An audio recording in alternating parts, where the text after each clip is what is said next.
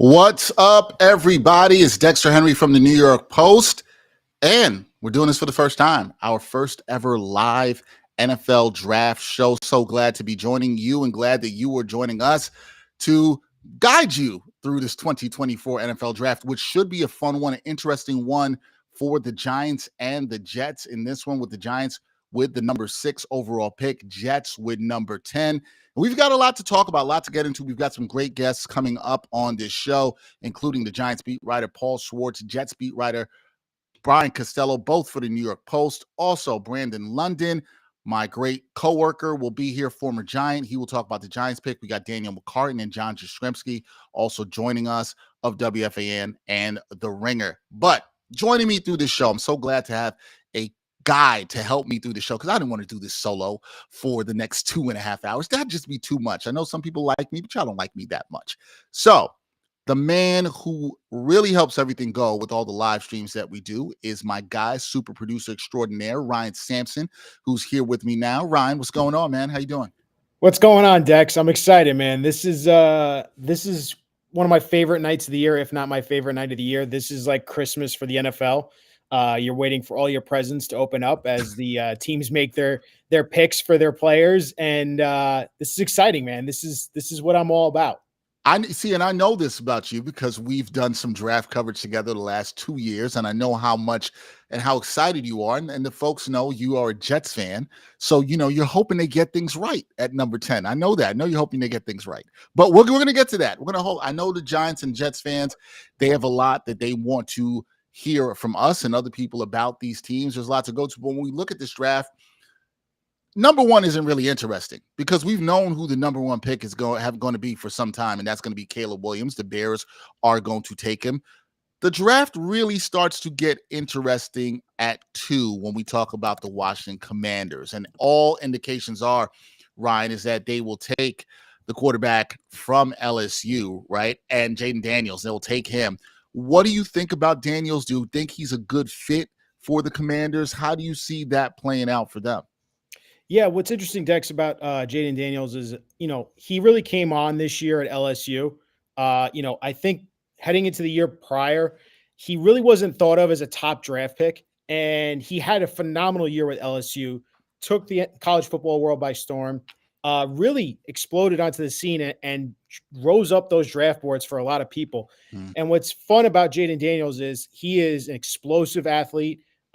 He made some great plays with both his legs and his arm.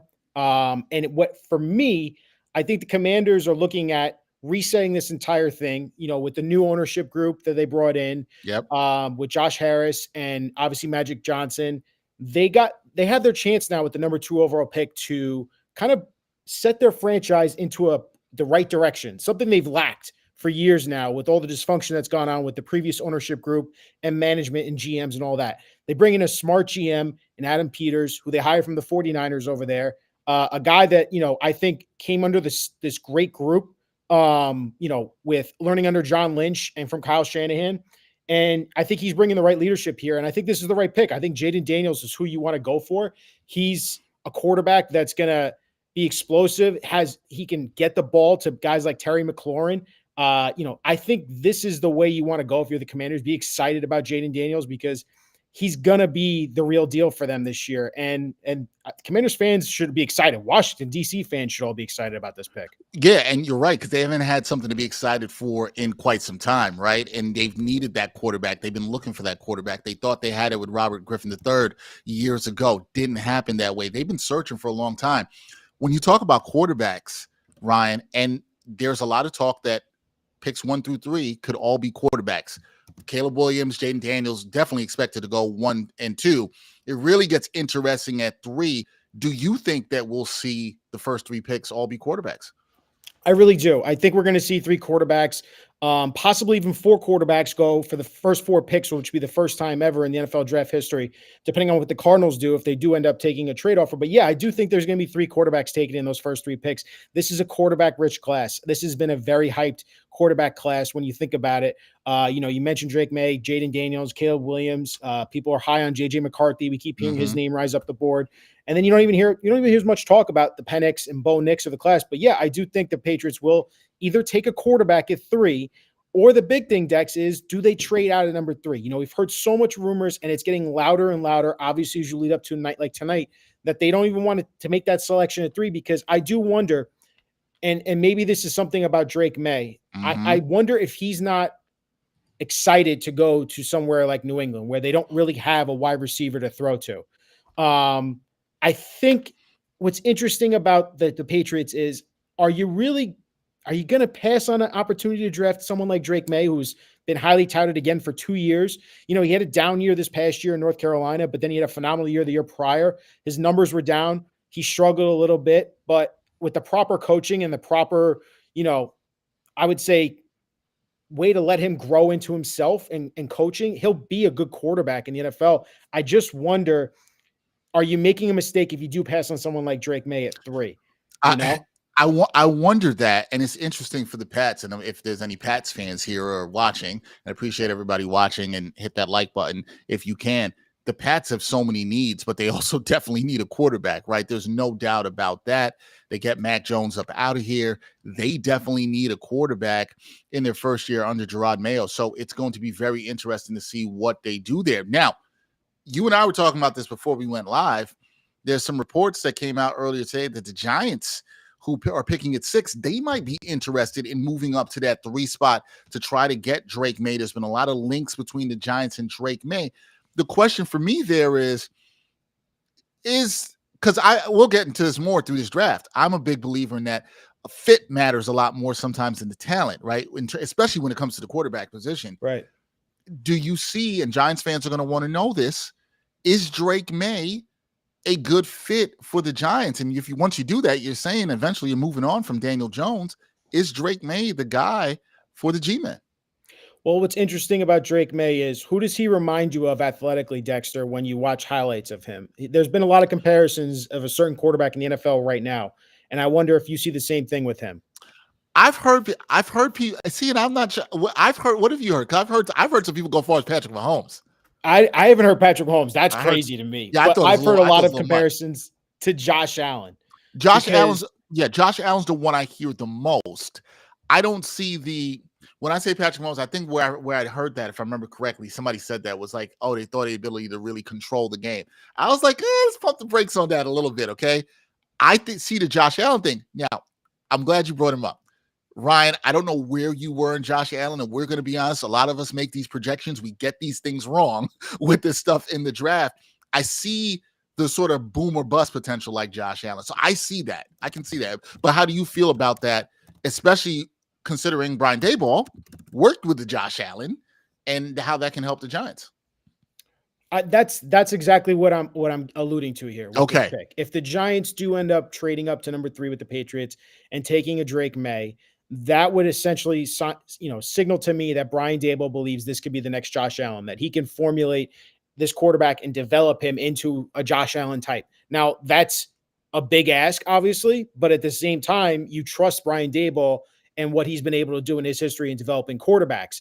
He's someone that he looks at like a prospect like Drake Maye and says, I see the intangibles, I see the arm, I see the athleticism, and I know that I can work with this and I can turn this into something, into a hell of a quarterback for us, for the Giants. The other thing that I think we need to address a little bit here, Dex, and I'm looking forward to asking Paul Schwartz when he does come on, when the Giants do go on the clock, whether it be 3, 4, or they stay at 6. Is this a sign, obviously, that we're just completely done with Daniel Jones? Right. We cannot trust him to stay healthy. We don't think he's going to be that guy for us. And this is the signal of we need to pick our own guy if we're Joe Schoen and Brian Daboll, someone that we can put our faith in and someone that we can invest all of our stock into building around for the future of this franchise. Yeah, I think that's the major question. I'm definitely excited to talk about that with Paul Schwartz. And for people watching the draft, you see they're bringing out all these Detroit legends out here. Eminem is there, Barry Sanders. Look, we were talking about this, Ryan. That scene in Detroit. Woo, there's a lot of people there. A lot of people out there for this NFL draft, and it looks nuts. It's crazy, man. It looks nuts. I will say, somebody who's covered the NFL draft multiple times, I do like that they're bringing it to these different cities and everybody's getting a chance to get a taste of it. I do think that is a good thing. But back to the Drake Maye conversation, I think you bring up a good point, right? In the fact that maybe this is somebody that Brian Daboll, Joe Shane feel like they can get their guy, the one they can mold. I just wonder if that's the case with the Giants. How are you molding him? Are you allowing him to sit on the bench for a year and learn? Are you throwing him right into the fire? These are all interesting things in terms of the development. And if you're not doing that, let's say the Giants don't get him, there's a lot of interesting things for us to talk with them about at 6, because do they go get a Malik Neighbors? Do they go try to get a wideout to give some weapons to Daniel Jones, who needs them? There's no doubt about that. So it's going to be interesting what the Giants do, and that's why there's so many questions. And when Paul Schwartz joins us, and he will be with us while the Giants are on the clock, it's going to be interesting to see, what the G-men do. Do you want to talk about your Jets now, or you want to wait a little bit? I would gladly talk about the Jets. I'm sure you would.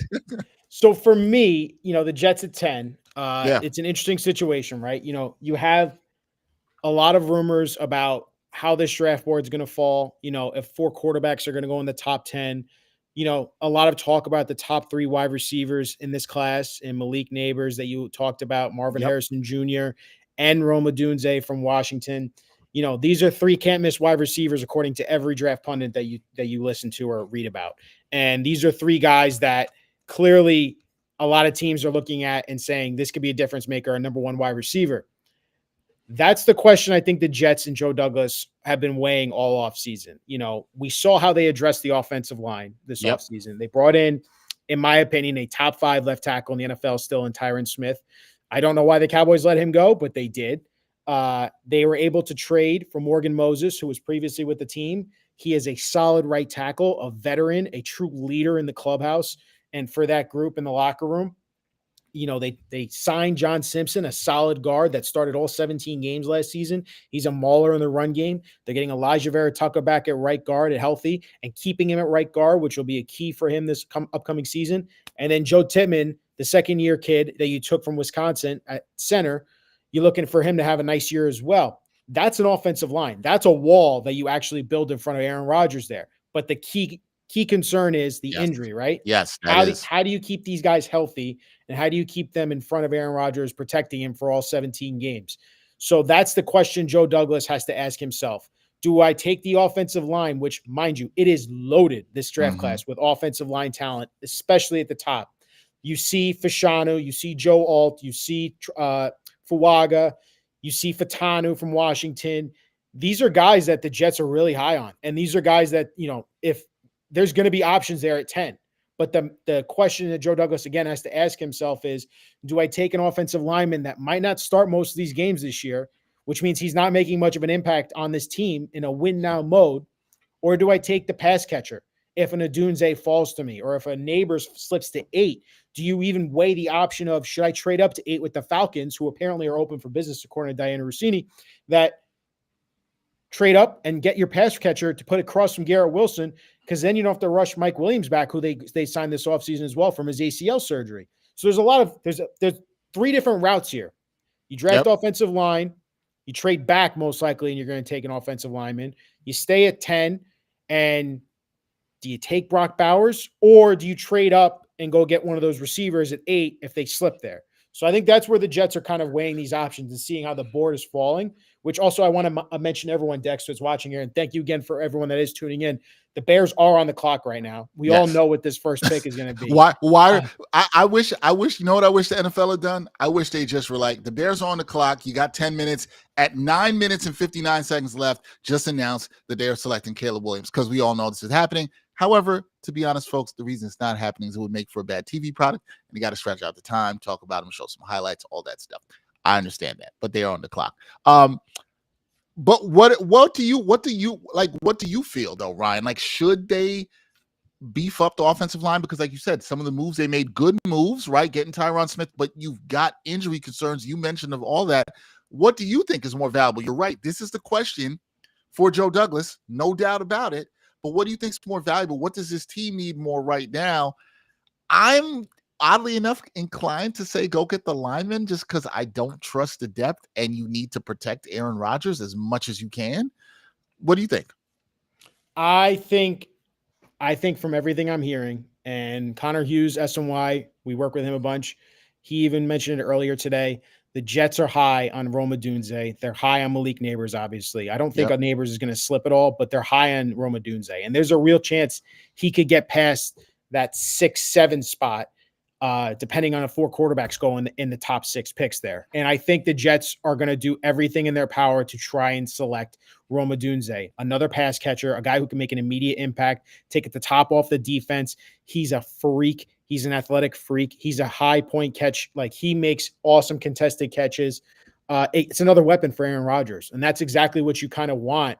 Something that the Packers never did, right? They never gave Aaron Rodgers that number 1 wide receiver drafted in the first round. Obviously, Devontae Adams developed into a number 1 and turned into one of the best receivers, but he was a second-round pick, and he was already established in the later careers. But when Rodgers won those back-to-back MVPs, they kind of ignored drafting an additional weapon to Devontae Adams. It was just Devontae Adams and company. Aaron Jones was a nice running back, but again, Aaron Rodgers made the magic happen. So if you have the opportunity to really, really build up this weaponry and be able to build some depth with an Odunze, Garrett Wilson, Mike Williams, Alan Lazard, and then you have some solid tight ends in Conklin, Ruckert.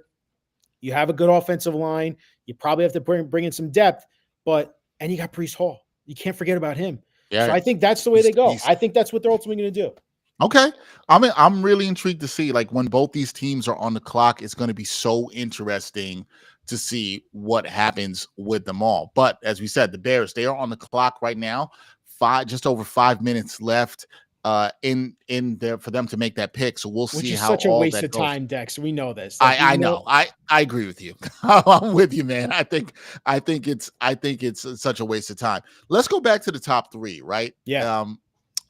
When you look at the top quarterbacks, Ryan, and I was alluding to this before, I'm a big believer. I believe this in almost any sport, but I think more so in football, fit really matters. I think sometimes we ignore that with all these projections and stuff that we talk about.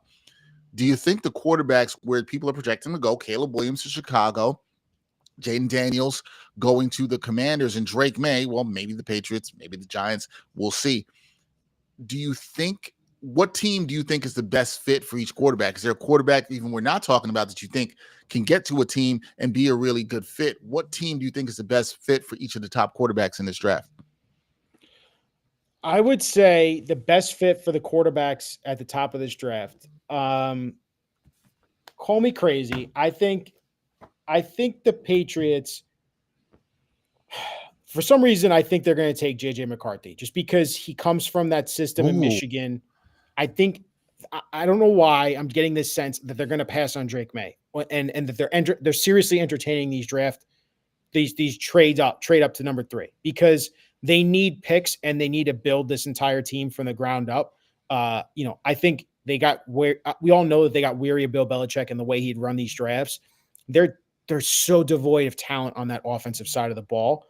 So I think, I don't know why I'm getting this sense though. JJ McCarthy is the guy that they want because I think they feel a little more, there's a higher floor, if that makes sense, because they know that he's a proven winner. I have my doubts about JJ McCarthy. Obviously he had an amazing season last year in Michigan. I think the Patriots are in love with him. I think they think that, he's got a floor to him. What you're getting from him is a top professional. He's going to be the leader in the locker room, and he's going to be able to get the ball in places where he needs to. But he's not that sexy toy that Drake Maye is, if that makes sense. Like Drake Maye, it feels like he's not. At least from what we saw of him in Michigan, right? He doesn't appear to be a game changer. Dex, we got to pick his in right now.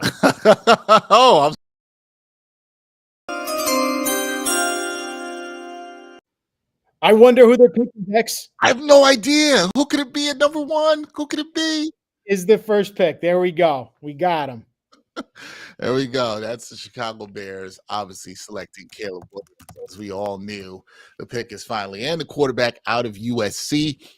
Let's talk about him for a second. And we'll get back to JJ McCarthy because it was an interesting conversation around there. Caleb Williams, you saw this and you see this every year in the draft now. Somebody's going to have some doubts. There are people doubting his ability, and I think we saw enough from him at USC that I don't have any reason to think he will not be good in the NFL. What do you think of his ability, and is he going to a good franchise? Because we haven't seen the Bears do anything with quarterbacks to maybe inspire change. But there's some belief and some people who think, hey, you put Caleb Williams on the Bears, he's got some weapons there, DJ Moore, and things that he can do with that. Can he get that team into playoff contention?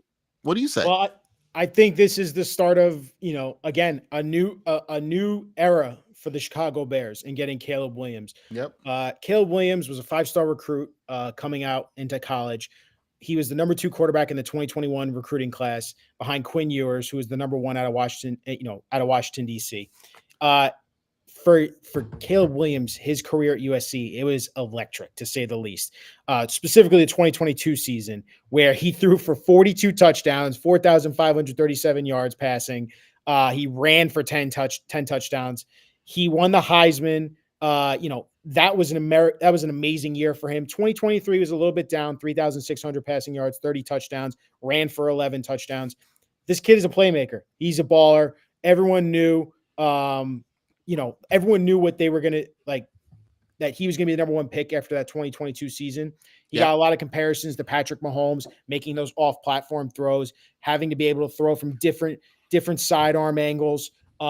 He's special. And I think the Bears and the Bears fans in city of Chicago are going to be excited to see this kid having a real quarterback for their franchise, something they've lacked almost the entirety of their entire franchise history, which spans a very long time, mind you. Yes, they are one of the oldest franchises, and we'll see how that goes in. Obviously, now Washington, they are on the clock, and we will see what they do. Although I think we expect them to take Jayden Daniels. It would be a stunner if they did not. I'm not going to name who told me this, but I just got some information from a source close to the Giants who told me the Giants might be trading up. We're going to stay tuned on that. We are ready. This could be very interesting. This might tie into some of the reporting we saw from Connor Hughes, Jets and Giants insider for SNY, who talked about the Giants' interest in possibly trading with the Patriots to get up to that 3 spot. It would seem to me, Ryan, there's no way that if the Giants move up to 3, that kind of indicates they're definitely taking a quarterback if they're moving up to 3. And it tells you that there's somebody they believe in, whether it is Drake Maye, which we've heard a lot of them linked to, going there. So it'll be very interesting to see. If the Giants do trade up, we're going to be over it. You see, Ryan and I, we're checking our phones. We're getting information. We're talking to people.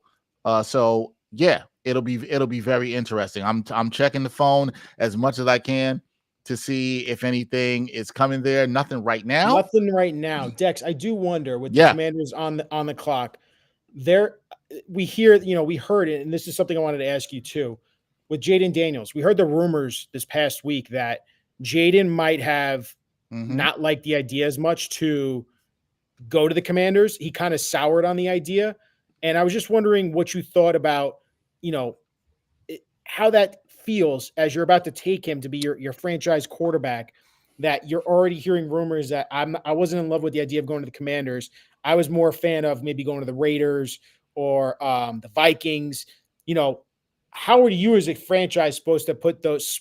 I think that's what's difficult about this new franchise in Washington Commanders, the new ownership group, is how do we get this sour taste out of our mouth of previous regime and be able to prove to Jayden Daniels, listen, man, you're going to be the face of our franchise. We're all behind you. We're fully here to support you. How do you think about that? I think it's layered, right? Because if you're a franchise in Washington, you noted all this before about the new ownership group coming in, the new coaching staff, the whole new regime, front office. They're trying to change the culture, but sometimes you can be bitten by your past here. And the past hurts. Players have grown up seeing that things haven't been right in Washington. They haven't known Washington as a winner. And I can understand why guys may not want to go there.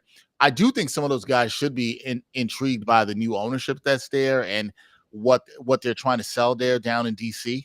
I think that does matter, but I don't think the franchise can feel good about it. And what they have to tell themselves is, look, you know what? It's understandable why people feel the way they do about us. We have to change the culture.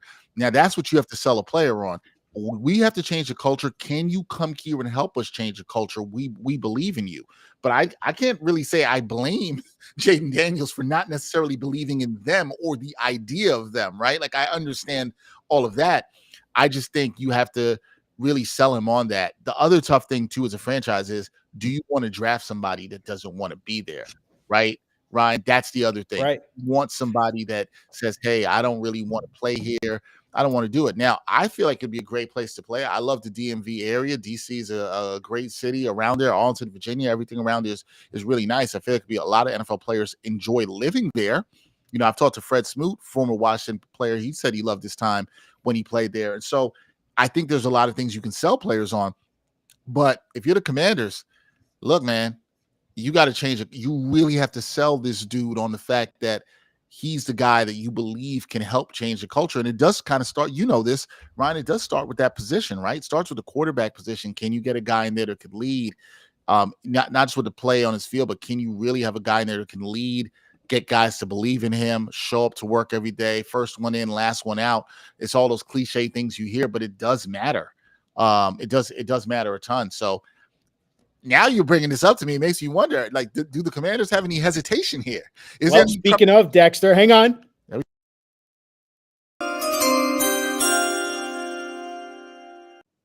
Come on, I got to keep playing that chime as the picks are coming in. You know that. I love it. It's official. We got to have it. The pick is in. The pick is in. We're waiting for Commissioner Goodell to make the pick. I'm seeing it is Jayden Daniels on Twitter right now, so I'm sure we'll get that. He's walking out there now, but he'll make that selection, and Washington will have their new franchise quarterback, new face of their franchise, to lead them into this new regime with Dan Quinn leading as their head coach. You know, we heard rumors that Bobby Slovic, maybe Bill Belichick. We heard names of other head coaching candidates that the Commanders could have been looking at, but they ended up going with Dan Quinn. And officially, Jayden Daniels is the pick for the Washington Commanders. Dex, the Commanders in a tough NFC East now have their face of the franchise in Jayden Daniels. What are you making of this pick now, finally, that it is official? Look, I loved what this guy did at LSU. I think he's tremendous talent. I think it's just all about the buy-in and the leadership in this. I mean, obviously, you can like somebody. We're talking about this. NFL draft is a crapshoot, folks. It's interesting for us to talk about it. It's interesting for us to follow on this live stream and do all this stuff. But it's about getting the job done and putting the work once you get there. And I think if he's in a good culture, and that culture starts with the head coach and the GM, I think if that starts, he can be good. So I like this pick for Washington because, look, they had to do this, right? Like, they had to get a quarterback. They've been looking for a long time. We know Sam Howell wasn't the answer there. They've been through a litany of quarterbacks time and time again. Here's a guy you invest in. He knows from day one he's the guy. You're going to probably go through some growing pains with him in his first season. I just think the Commanders and their fans both have to be patient with this process. If you believe in this guy and want to develop him, you got to let that happen and let him cook. But I think this is a good pick for the Washington Commanders. I think they had to get this done. Now, this pick is in. I think this is where the draft gets really interesting. This is where things get real interesting, because what are the Patriots going to do at number 3? I don't know. What are the Giants going to do? Are they moving up here at all? I'm anxiously checking my phone. It's about 6.5 minutes on the clock right now, Dex. We got it. We got a tweet from Adam Schefter. Okay. Adam Schefter said, one source said there is 0 chance the Patriots trade the number 3 overall. There you go. They will stick and take their QB of the future. Okay. We got that information from Schefter. Schefter's plugged in as anybody on this stuff. Who are you taking at number 3 then there, Ryan? Because this brings us back to the conversation we were having before. You brought in JJ McCarthy. That was your dark horse sleeper pick here. You thought things could happen with them here. I got questions about JJ McCarthy. And the reason I got questions about JJ McCarthy is simply, let me know if you feel me on this. Mm-hmm. JJ McCarthy, we know he can make throws. We didn't see him really throw that much because he didn't have to in Michigan. Now, that doesn't mean I don't think he can throw. I'm not saying that, folks. I just want to be clear. I'm also acknowledging the team he was on, how they played, and how dominant they were actually able to be in terms of running the ball. People say they love this kid's poise that you hear, you read about. They like this kid's poise. They're saying he's got the leadership. My question is, and there was a lot of rumors that he would be perfect for Minnesota. Will they be aggressive here to try to get him if the Pats don't take him? If he goes to the Patriots don't really have the talent around him to succeed. He was throwing some better people at Michigan. Yes. You know, so if the Pats take him at 3, that tells me a lot about what they think of him, right? Like, they really believe in him. more than I do. I'm a little skeptical. I think he's a guy. I guess what I'm saying is I think that he's a guy, Ryan, that the fit really matters. Some people, their talent's so good, it can overcome maybe the not best situation around him. I think JJ McCarthy has talent, but I think he really needs to be in a good situation where he's got some weapons, got a good culture. We'll see. I think Gerard Mayo is going to do some things for the Pats in terms of as a head coach, but does he got the pieces? I don't know. I don't know, Dex, but I do know this.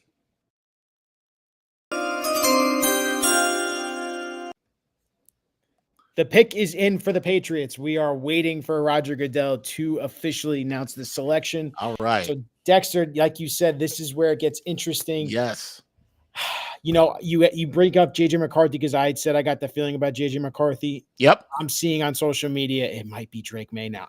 The Patriots are a confusing organization for me, man. Like, they are trying to figure out where they're going because they obviously – the end of their dynasty with Bill Belichick, when they let him quietly, they didn't fire him, but in layman's terms, that's what they did. They kind of fired him. But it was time. But they got rid of Belichick. They hired Gerard Mayo. I don't think this team is set up for success whatsoever. I think they're going to be bad for a while now. But to your point, they got to find that face. They got to find that guy that's going to lead the offense.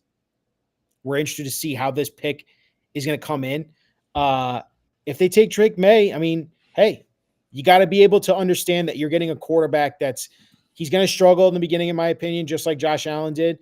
You're going to have to give him time to develop and give him time to turn into that quarterback that you think he can be. But he's going to be exciting. I think that's the difference between him and JJ McCarthy. Though McCarthy, he wasn't asked to do nearly as much, to your point. Right. He was throwing to legit NFL talent and playing with NFL talent all around him on the field. Mm-hmm. And I think the idea to have a Drake Maye who can make things happen with his legs a little bit more than a guy like JJ McCarthy, I think you're setting yourself up maybe for the future a little bit better. And you're going to need good quarterback play, especially in the AFC and in the AFC East. That's a gauntlet right now. If you look at it, I mean, Patrick Mahomes, Joe Burrow, Josh Allen, Justin Herbert, Deshaun Watson's with the Browns, obviously. CJ Stroud, how he did last year with the Texans, Trevor Lawrence. Mm-hmm. Roger Goodell's about to announce the pick, so let's see what we got here, Dex. He's coming out right here. Let's see what we got. It's going to be an interesting one. Drake Maye. Drake Maye is the pick. So the Patriots have their quarterback of the future. I think you're right, Ryan. I think they went with the guy that has a bit of a higher upside. Now, you want to say he's boom or bust. I agree with some of those Josh Allen comparisons.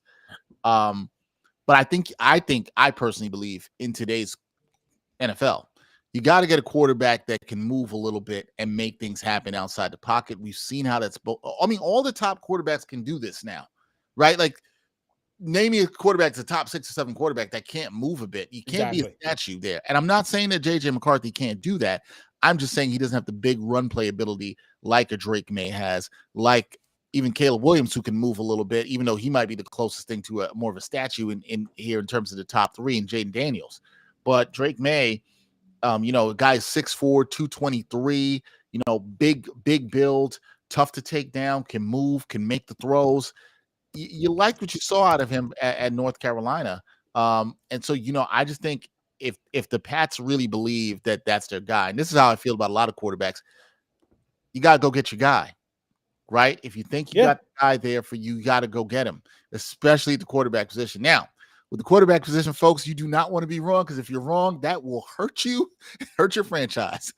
Ryan knows. You're telling me, Dex, I'm a Jets fan. I just saw what happened with the end of Zach Wilson. I don't have to tell him. I think Ryan was a little happy to see Zach Wilson go to Denver the other day. But you got to go get your guy. And now, all right, where does this leave the Giants? Because it's a great question, Dex. It's a great question. Yep. So honestly, and real quick, just to wrap up the Drake Maye pick right now for the Patriots. This is a guy who was a 4-star recruit. To your point, big kid, 6'4", 223 pounds, athletic. We got to trade. I'm sorry, I don't mean to cut you off. Oh, no, sorry. Sorry. I thought it was a trade. It was not expected to trade. Cardinals, who were about to be on the clock, not expected to trade. Sorry. Cardinals are still on the clock. I guarantee they're weighing options right now if anyone wants to trade up. Do the Vikings trade up is what I'm going to ask you right now, because that's what I'm interested in here. The Vikings got those 2 first-round picks this year that they can dangle to the Cardinals, but do the Cardinals really want to miss out on Marvin Harrison Jr. or any of these top 3 wide receivers, because you figure they're not going to last to that 11th pick if the Vikings do trade up? Look, anybody could be a bust in this draft, and I don't know how you feel. And we'll talk when we analyze this draft later, when we have people like Danielle McCartan and John Jastrzemski on. We'll talk about this. I think Marvin Harrison is as close to a sure thing as you can get in this draft. I think I'd be stunned if he was a bust. Stunned. And obviously, folks, is taking injury out of it. But yes, could the Cardinals use him as a weapon? Sure. Do they have other needs they need to fill as well, too? Yes. And this is where you wonder, if a team like Minnesota, who really wants a quarterback, JJ McCarthy seems like he might be a good fit for there. We'll see. I'll tell you what, if Minnesota trades up for JJ McCarthy, our colleague, Emma Kate Austin, she's going to be very happy. I know she'll be texting me with a whole bunch of smiley faces. So I know that'll happen too. But this is where it gets interesting. I think Marvin Harrison Jr. is so good. So, Dex, interesting you say that. Adam Schefter is tweeting right now, Cardinals are not expected to trade number 4 pick after last year's movement all around the first round. The Cardinals are expected to stay and take an offensive weapon, which we presume is going to be Marvin Harrison Jr. Yeah, if you're going to do that, you take Marvin Harrison Jr. I don't see, unless you think Malik Neighbors is better. Odunze is better. If you think that, maybe as well too. I've seen people say that they thought he was better. But I gotta think you take Marvin Harrison here. So I don't see how you do not do that. And I think Harrison is that good. Yes, go ahead. Did you see the chain that he's wearing tonight? I didn't see the chain that he's wearing tonight. And so I'm going to show it to you right now. I'm going to show it to everyone here. This thing is ridiculous. This was sweet. And for people that don't know, one of the things that we've loved to do, is talk about the drip everybody has. Are you going to bring that up? Let's bring that up so everybody can see it. Let's bring it up here. Everybody can see it. Ooh. Okay. That's it. And with his dad in there. I love it. I love the detail. He's got his dad on the one side with him on the other, but then he has the Lion King with the Simba on the top. That's pretty cool. You know what? I like it. I actually like the detail in the picture. Everybody see. Those are the things I appreciate about the draft. If you're gonna come with a really nice drip, you gotta have the details. That's the thing for me all the time. It's the attention to details. That might be the best chain we've seen since Sauce Gardner had his chain 2 years ago. He had the little hot sauce. That was cool. I like that. My man Jake Brown in the chat, who will be joining us later after following the Jets pick. He said it's icy. I agree, Jake. We can see all the ice there for sure. Jake, you strike me, and I'll talk to you about this. You strike me as the kind of man that will wear that chain. Yes, he would. I think Jake will wear that chain. He would. I'm confident Jake will wear that chain. Dex. I know that.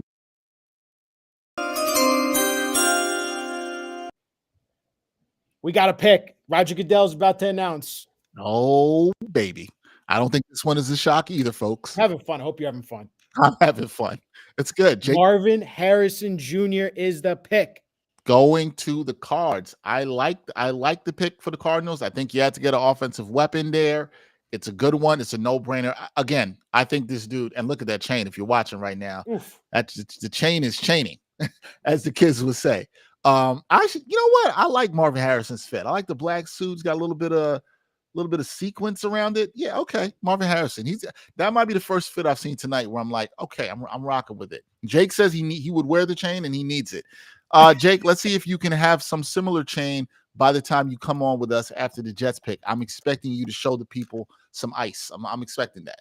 So we'll see. Jake, thank you for checking in. We want to thank everybody else who has been checking in, watching wherever you are. If you're watching on Facebook, if you're watching on YouTube, if you're watching on Twitter, we appreciate you. Hit that like button, comment on us. Let us know, what do you think the Giants and Jets should do in this draft? What do you think about how the draft has been going so far? Are you excited? Are you bored? Do you wish there was more trades?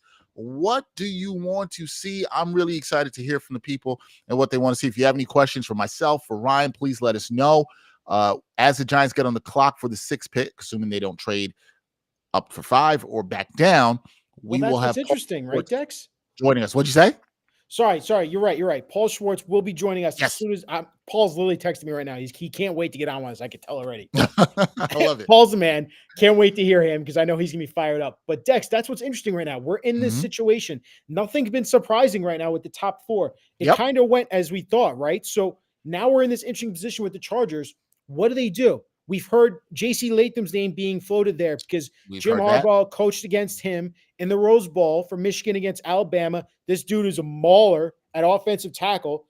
Do they go with the tackle to protect Justin Herbert? Do they take the wide receiver? There's two studs in Neighbors and Adunze out there. They lost Mike Williams. They traded away Keenan Allen to the Chicago Bears. What do you think the Chargers are going to do here with this fifth pick? I think they're going to take Neighbors. I think they take. Really? I do, and I think it kind of messes things up for the Giants because it puts the Giants in a really, real interesting spot, right? Are you going to then go and take a Dunze? Are you going to reach for him a little bit earlier than he's probably projected to go? But it's clearly the second or third best receiver in this draft. I don't know. I see the Chargers wanting to be as dynamic as they could be offensively, although I do think there's a big thing and they do need to protect Herbert more, and that is an issue they need to address. I just always wonder with tackles, who wants to be the first to take him? I'm going to bring up a question to you later about who's the first defensive player to go in this draft because I found that to be very fascinating. The way we've looked at a lot of projections and way this stacks up, who's going to be the first defensive player to go? We might not see a defensive player go till 9, 10, 11. It's kind of in that range. That might happen. So that'll be interesting to see. So it sounds to me like you're shocked. You think the Chargers are going to go offensive tackle here, or offensive lineman. That's what I think. I think that would be the smart thing to do just because you need to protect Justin Herbert. If everyone remembers, Herbert didn't finish the season last year. He was banged up. I mean, the guy, he gets Fair hit. Point. But the other thing is you trust in his ability because he is so dang special. That arm is a cannon. But to your point, and I get what you're saying too, Neighbors is interesting. That guy, he's a legit number one wide receiver. But again, new regime. We got Harbaugh now back in the NFL. He's got his quarterback, and Justin Herbert signed a massive extension. Where do you go with this? If I were the Chargers, you build from the trenches in, protect your star quarterback, don't let him get banged up, and I would take Latham. He's a mauler. We know Harbaugh loves running the ball. He ran the ball a ton in college. He did it with the 49ers as well. That's his staple. That's his bread and butter for the offense. So, Dex, I think you could see this even as well with the Chargers. The fact that they got rid of their two premier pass catchers and they got rid of Austin Eckler, it's kind of all signs pointing to we're going to focus on running the ball. We're going to focus on running it down your throat to make it a little bit easier on a guy like Justin Herbert and not put all that on him, even though he can do a lot of things. No, it's so the way I think about it too, it's always interesting with teams now and the way we'll talk about this more throughout the night. I think as we see the way teams draft, right? More now, Ryan, right? Which is okay, especially when you're trying to keep up with, you just talked about how the AFC is a gauntlet, right? That was a word I believe you used, a gauntlet. You got Patrick Mahomes and these guys. Are you trying to outscore Patrick Mahomes? Or is Herbert the guy you want to get in a shootout? Do you need more weapons for that? The Chiefs defense was one of the better defenses in the league last year. So it's not like you want to put pressure on their defense. And maybe you're thinking about that when you're talking about winning the division. However, the counterpoint that you make is a really good one. None of that matters if you can't protect your quarterback and he's not there to play. None of that matters at all whatsoever. So we know protecting the quarterback is paramount. I think a lot of times we think of weapons, and I was thinking about that too. You can never not have enough versatile weapons in this league, but you also got to protect your quarterback. Miami knows that well. I think it's very interesting to see what they do in this draft. They've got a ton of weapons, but they've got to protect their quarterback. That's very important. So I wonder if that's what they do here. They're taking a lot of time with this pick. I think they're the longest time to make a pick out of anybody in this first round. So I was going to say to you, I have right now Adam Schefter tweeting the Chargers are keeping the number 5 pick, no trade. So again, everyone's staying put so far in the top 5 picks, Dexter. Oh, we want trades. After all the rumors we heard all the leading up to this, there's going to be so much movement. But hey, we're only 4 picks into this. We shouldn't freak out. I think there's gonna be a lot of moves still to come. But and you know what? The source that hit me up and told me about the Giants possibly trading up. If this happens and what the Chargers do here and they stay put, please remember, folks, this might also impact the Giants possibly trading down. Obviously, if that happens, we will not have Paul Schwartz as early as we thought we would, but it's very interesting to see what would go on there. So it's very interesting. Listen, Giants fans, if you're watching, please hit that like button. What do you want the Giants to do? I really will pose that question after we got about a minute and a half left till the Chargers pick is in. What do you want to see the Giants do? Hang on. The pick is in?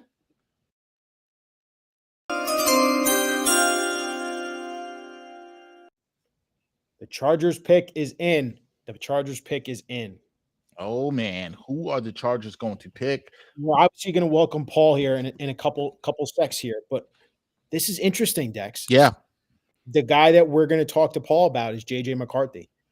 Someone that, are the Giants high enough on him to take him at 6? I can't wait to ask Paul this, but the Chargers pick is in, so I am interested to see if they end up taking the tackle or the wide receiver.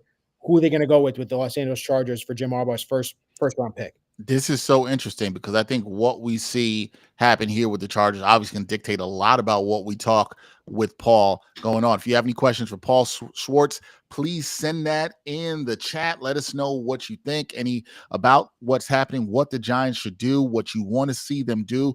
This has been a draft that I think has gone to chalk thus far, if you want to say that. But I think the Chargers could change a lot of things here depending on which way they go. So it's very, very interesting. And then shortly after that, remember, we'll have talking about the Jets picking at 10, assuming they do not trade up or down. We will see that. We will also have Brian Costello with us, as they are on the clock.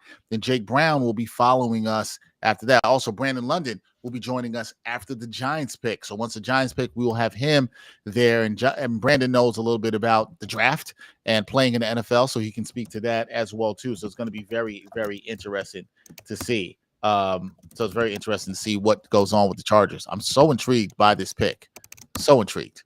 So, Dexter, I think we're going to bring in the Giants beat writer of the New York Post as the Giants are about to go on the clock. Commissioner Goodell is about to announce the pick for the Chargers. Yep. Dex, let's bring him in. Paul Schwartz. My guy, Paul Schwartz. Hey, guys. Paul, how you doing, man? Good. Interesting. I'm at the Giants headquarters here. This is obviously not the war room. This looks like more like the storage room, but I got a place to work here so we can get this done. It's the first time we're doing this, so it'll be interesting. Yeah, so far, what do you guys think?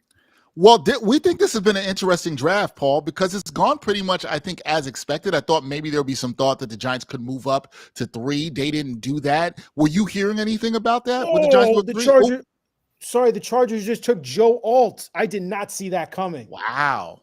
Why not? Notre Dame offensive tackle.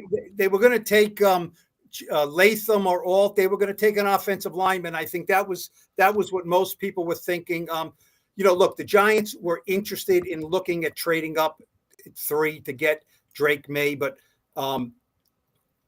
it was really a pipe dream because the asking price was so incredibly high that they just weren't going to do it. You can't do it. You can't give up your first round pick and your second round pick and a first round pick next year for a good player and a good prospect. So look, this is a scenario that is fascinating here. Now we have 2 of the receivers are on the board, right? Malik Neighbors, and you have Rome Odunze, and you have the big wild card in all this, JJ McCarthy. So now we will know the Giants did not have to trade up to get him. I'm torn with this. I'm torn with what they're going to do. I really am, because, I think Neighbors is the pick, but I was not buying 100% into the McCarthy stuff, but I'm not saying it's not there. This will tell us if they think Daniel Jones is one and done and out the door, or if it's going to be, they're going to go with McCarthy, or they're going to get Daniel Jones, a great weapon. It could be Odunze. I think it would be Neighbors. That's a flip of a coin.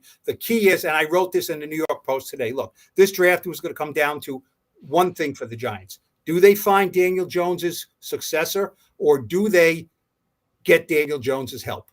Do they get help for him with a stud receiver? That is the whole key to this whole draft. It really is. Paul, if you were Joe Schoen right now, and I know it's a tough decision, which way are you going? And do you believe in JJ McCarthy? I'm a little skeptical on JJ McCarthy. Do you believe in it at all? I watched him play a ton of games at Michigan, and I never once looked at him and said he is a top 10 franchise quarterback. Now, it's a projection. I think the thing with JJ McCarthy is they're all projections, right? And as we know, these GMs and head coaches get the quarterback wrong half the time. They just get it wrong. But that doesn't mean you can't pick them. You have to think that your process is right and you get them. But I think JJ McCarthy is more of a projection than most of these guys. He threw like barely over 700 passes at Michigan. Some guys like Bo Nix and these other guys were, 1,900 passes. So the throws that you say, that's an NFL throw, that's an NFL throw. I saw him do it in multiple games. That's not there with JJ McCarthy because they didn't ask him to do it. So is that something where you just say he can't do it? No, that's why they get paid all this money, to look at it, to study it, and to say, you know what, he didn't do it at Michigan. Look, there was one game when they played Penn State this year. Giants pick is in, guys. Sorry, I didn't cut you off. Giants pick is in. He didn't throw a pass the whole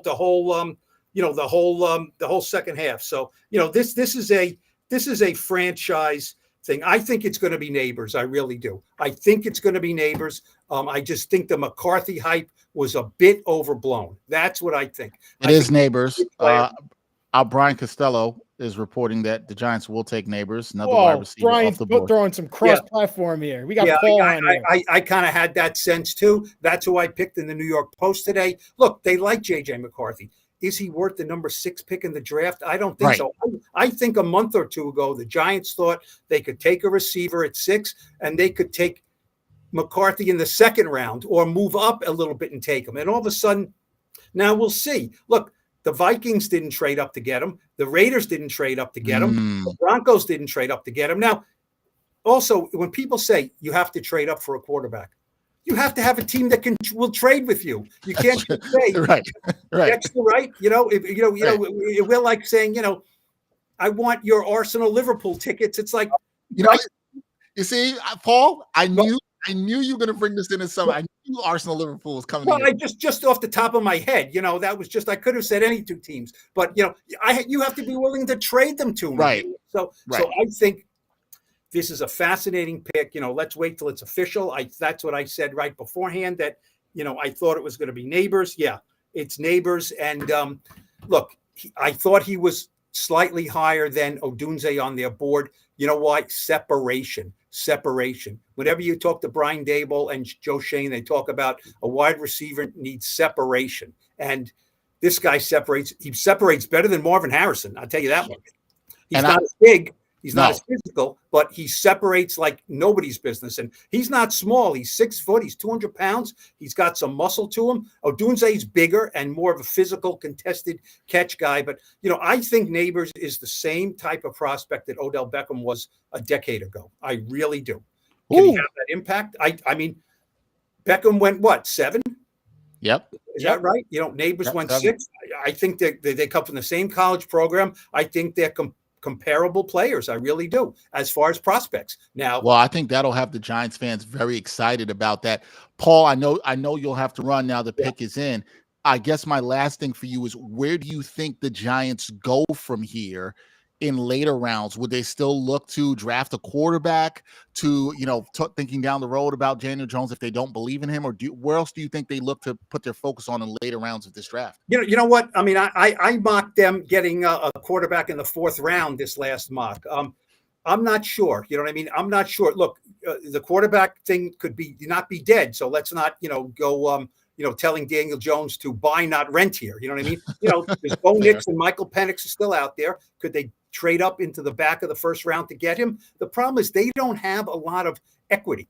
They have 1 pick in this, they had 2 second-round picks. They traded 1 for Brian Burns. Okay. So, that's a terrific trade, but they lost a 2nd-round pick. Do you think Joe Shane and Brian Daboll want to give up a 1st-round pick next year? I mean, I don't. So we'll see.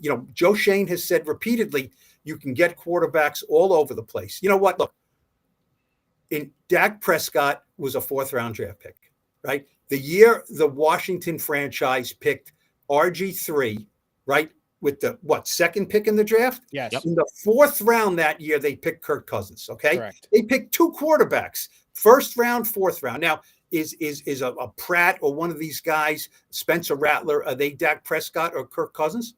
Probably not. But Dak Prescott wasn't supposed to be Dak Prescott, right? Kirk Cousins wasn't supposed to be Kirk Cousins. They were just fourth-round picks that I'm sure if the three of us were watching the draft that year, we probably went, okay, that's interesting. Okay, I saw him playing college, right? I mean, it's easy to say now, oh, yeah, these guys, oh, yeah, Jalen Hurts, second round. Oh, yeah, I knew he'd be great. No, you didn't. Nobody knew he'd be great. Nobody. So it's a fascinating pick. Yeah, it really is. Real quick. So we see them take the receiver. I think Joe Shane was weighing two things here. Do I mortgage a lot of investment in trading up to go to if the Patriots at 3 or even the Cardinals and go get that quarterback that I want? Or do I take this difference maker at a wide receiver? They ended up taking the difference maker at the wide receiver, right? So now that Dex just asked you, could they take another quarterback? This is where I get specific here. Could you see them moving back into the first round? Let's say Michael Penix slides in this first round. Could you see them moving up to go get someone like that if he ends up sliding in this draft? First of all, let's see how far he slides. Bo Nix and Penix can go in the top 15 or so. That's not, really a slide. I don't think they have enough ammunition to move back up. I don't think they want to give up half their draft here. They have 6 picks. They need a cornerback. They need, offensive line help. They need a lot of things. They can get a starting cornerback tomorrow in the second round. Joe Shane said we're not 1 or 2 players away, and this is putting his money where his mouth is. We're not. He also said, I have an offensive-minded head coach, and we don't have a number 1 receiver. Bang. Now they have a number 1 receiver. Now they do. Great stuff. Paul, okay. we know you got to run. We appreciate the time. Thanks. Have a good rest of the night, okay? Thanks, Paul. If you guys want to do something tomorrow, let me know. We can talk tomorrow about this more when I'm a little less rushed, but I'm glad this worked out. We love you, Paul. Thank you so much. Okay, guys, take care. See you, boys. That's great. Paul Schwartz, Giants beat writer for the New York Post, doing a tremendous job coming on with us while the Giants were on the clock and through they made the pick. We appreciate him. Paul being the first guest that we've had on this first ever NFL Draft live show. We want to thank everybody for rocking with us, and the people, they're a fan of Paul. I got to say, our good friend Emma Kate Austin, she's a big fan of Paul. She called Paul the GOAT there. I happen to agree. He's the GOAT of Giants beat writers there. And Emma Kate, I know you are nervously awaiting to see what the Vikings will do. We will see what they do. JJ McCarthy is still out there for you, so we will see. Somebody.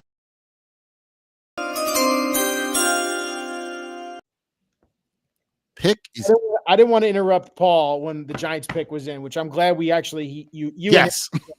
Neighbors. But the Titans pick is in. They went to commercial break for the ESPN broadcast, but interesting stuff, dude. What do you think about that? The Giants taking Malik Neighbors over the quarterback in JJ McCarthy. I thought I agree with a lot of what Paul said. I thought it's what you had to do. You had to go get the weapons for Daniel Jones. I think it also tells you what the Giants feel about JJ McCarthy. And it seems like Paul and I had similar concerns about him.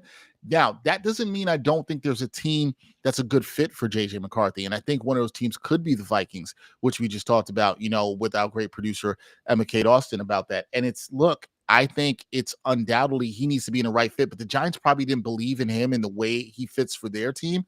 And I think the right move was to go get a receiver, go get a guy who you think that can help Daniel Jones be better, because he needs weapons. We talked about it at the top, right? He needs weapons. And I'm very intrigued to see what the Giants fans think about all this. We got one fan who says the Giants messed up. Which I'd like to know, what would you have liked them to do there? What did you want them to do in that spot? Because I'm not sure they could have done better than Neighbors, right? Unless you're going to say they're going to trade back. And shout out to you, Marines first to go in, last to leave. Appreciate you for the comment. So, some people think that, okay, Giants, they didn't really do their thing, but we've got Domenico Scalisi, who says this is a great pick for the Giants. He thinks this is a really good one for them. So, I think, look, they had to get a playmaker, a wideout. I think it's a good pick. I agree with a lot of what Paul said. I also like what you brought up at the end, the last question you had to Paul, right? Could they trade up into the first round, despite, as Paul said, the limited assets that are there? Could they trade up if a Michael Penix Jr. falls? And, I love Penix. So Penix Jr. is interesting, right? Because I think you probably love him, Ryan, because you look at him and say, look, this guy's got more upside than JJ McCarthy. We can't dance around the issue with Penix Jr., which is health, right? We understand that. health is a huge scare with Penix Jr., but is he a guy you take late first round? Do you take the first round pick? I would take him. You saying you definitely? Yeah, I think he's a stud. I think he's so accurate. His deep ball accuracy is incredible. What he was able to do at Washington was spectacular and fun to watch. What team do you think would be a good fit for him? I have a team in mind for you. What team do you think would be a good fit for him where he can go? I think a good fit for him, call me crazy, would be the Vikings with the weapon of Justin Jefferson to be able to throw the ball to. I think the Raiders would be a very fun team to see with Michael Penix because Devontae Adams would be catching some deep balls from that guy, and I think that'd be fun. But a lot of people have issues with Penix with the medicals. But even though the medicals did check out, yeah, that's a big thing. I like those. I like the Vikes for him too. And I'll tell you what, if the Vikes take him, I think that says a lot about even what they think about McCarthy, right? Because if they're going for the guy, I think we both agree here that's got the higher upside in Penix Jr., despite the medical stuff, right? He's got the higher upside there. I could see them taking him. We got Seth Darkheart saying you can't take Penix round one. Intrigued to hear why you think they can't take him. I understand what with the medical stuff. Is that your reason, Seth? I'm kind of intrigued as to why you think they shouldn't take him. Here's another team I'm going to throw at you. Maybe goes after him late first round. How about the Rams? Maybe he goes to a place like the Rams under McVay, sits for a year behind Stafford, another big arm quarterback. I don't see it with the Rams probably as the Titans are about to announce their pick. JC Latham, offensive tackle out of Alabama. All right, so two of the last three picks being tackles here. Yeah, I think the Titans were shook, Dex, because I think they thought all along, looking at the draft picks, mock drafts, that Joe Alt was going to be that first tackle for them to have their choice of at 7. But the Chargers stood pat, didn't trade out of that fifth spot, and they ended up taking Joe Alt, the best offensive tackle in this class. Now you see the second one. To your point, JC Latham, right tackle out of Alabama, an absolute mauler. The strength of him is his hands. Once he gets his hands on you, you ain't getting out of that. This guy was a road runner. He literally paved the way for Alabama's rushing attack on that right side of the offensive line. He's an immediate impact starter at right tackle. Big boy, 340 pounds, but he can move. And the Titans are getting their right tackle, which will help protect, again, their young quarterback in Will Levis. Let's not forget, the Titans, they signed Calvin Ridley in a surprise move this offseason. So now you have him. You got, don't forget, Tony Pollard, running back. He's there after Derrick Henry left in free agency. Yep. So you're starting to see a little bit of these pieces come in as the Titans are trying to put together this offense in an AFC South that's really being dominated by the Texans and the Jaguars right now. Yeah, and it'll be interesting. We hopefully will have Brandon London joining us, host of Big Blue Rush, the great show that we have here on the New York Post. He'll be joining us from the Giants watch party for the fans that they're doing tonight for the NFL draft. So we'll get to hear from him what he thinks about the pick, about that. Now, and Seth, I want to acknowledge your comment because you said, you thought the injury history was why you would not take Penix Jr. in round one. So, okay, I can understand that concern. I don't think it's like an illegitimate concern there at all whatsoever. But, this is the interesting thing in the draft. This is why it is a crapshoot. And the Falcons, they pick next at 8. Their pick is in. Pick is in. Hang on, Dex. Let me play it.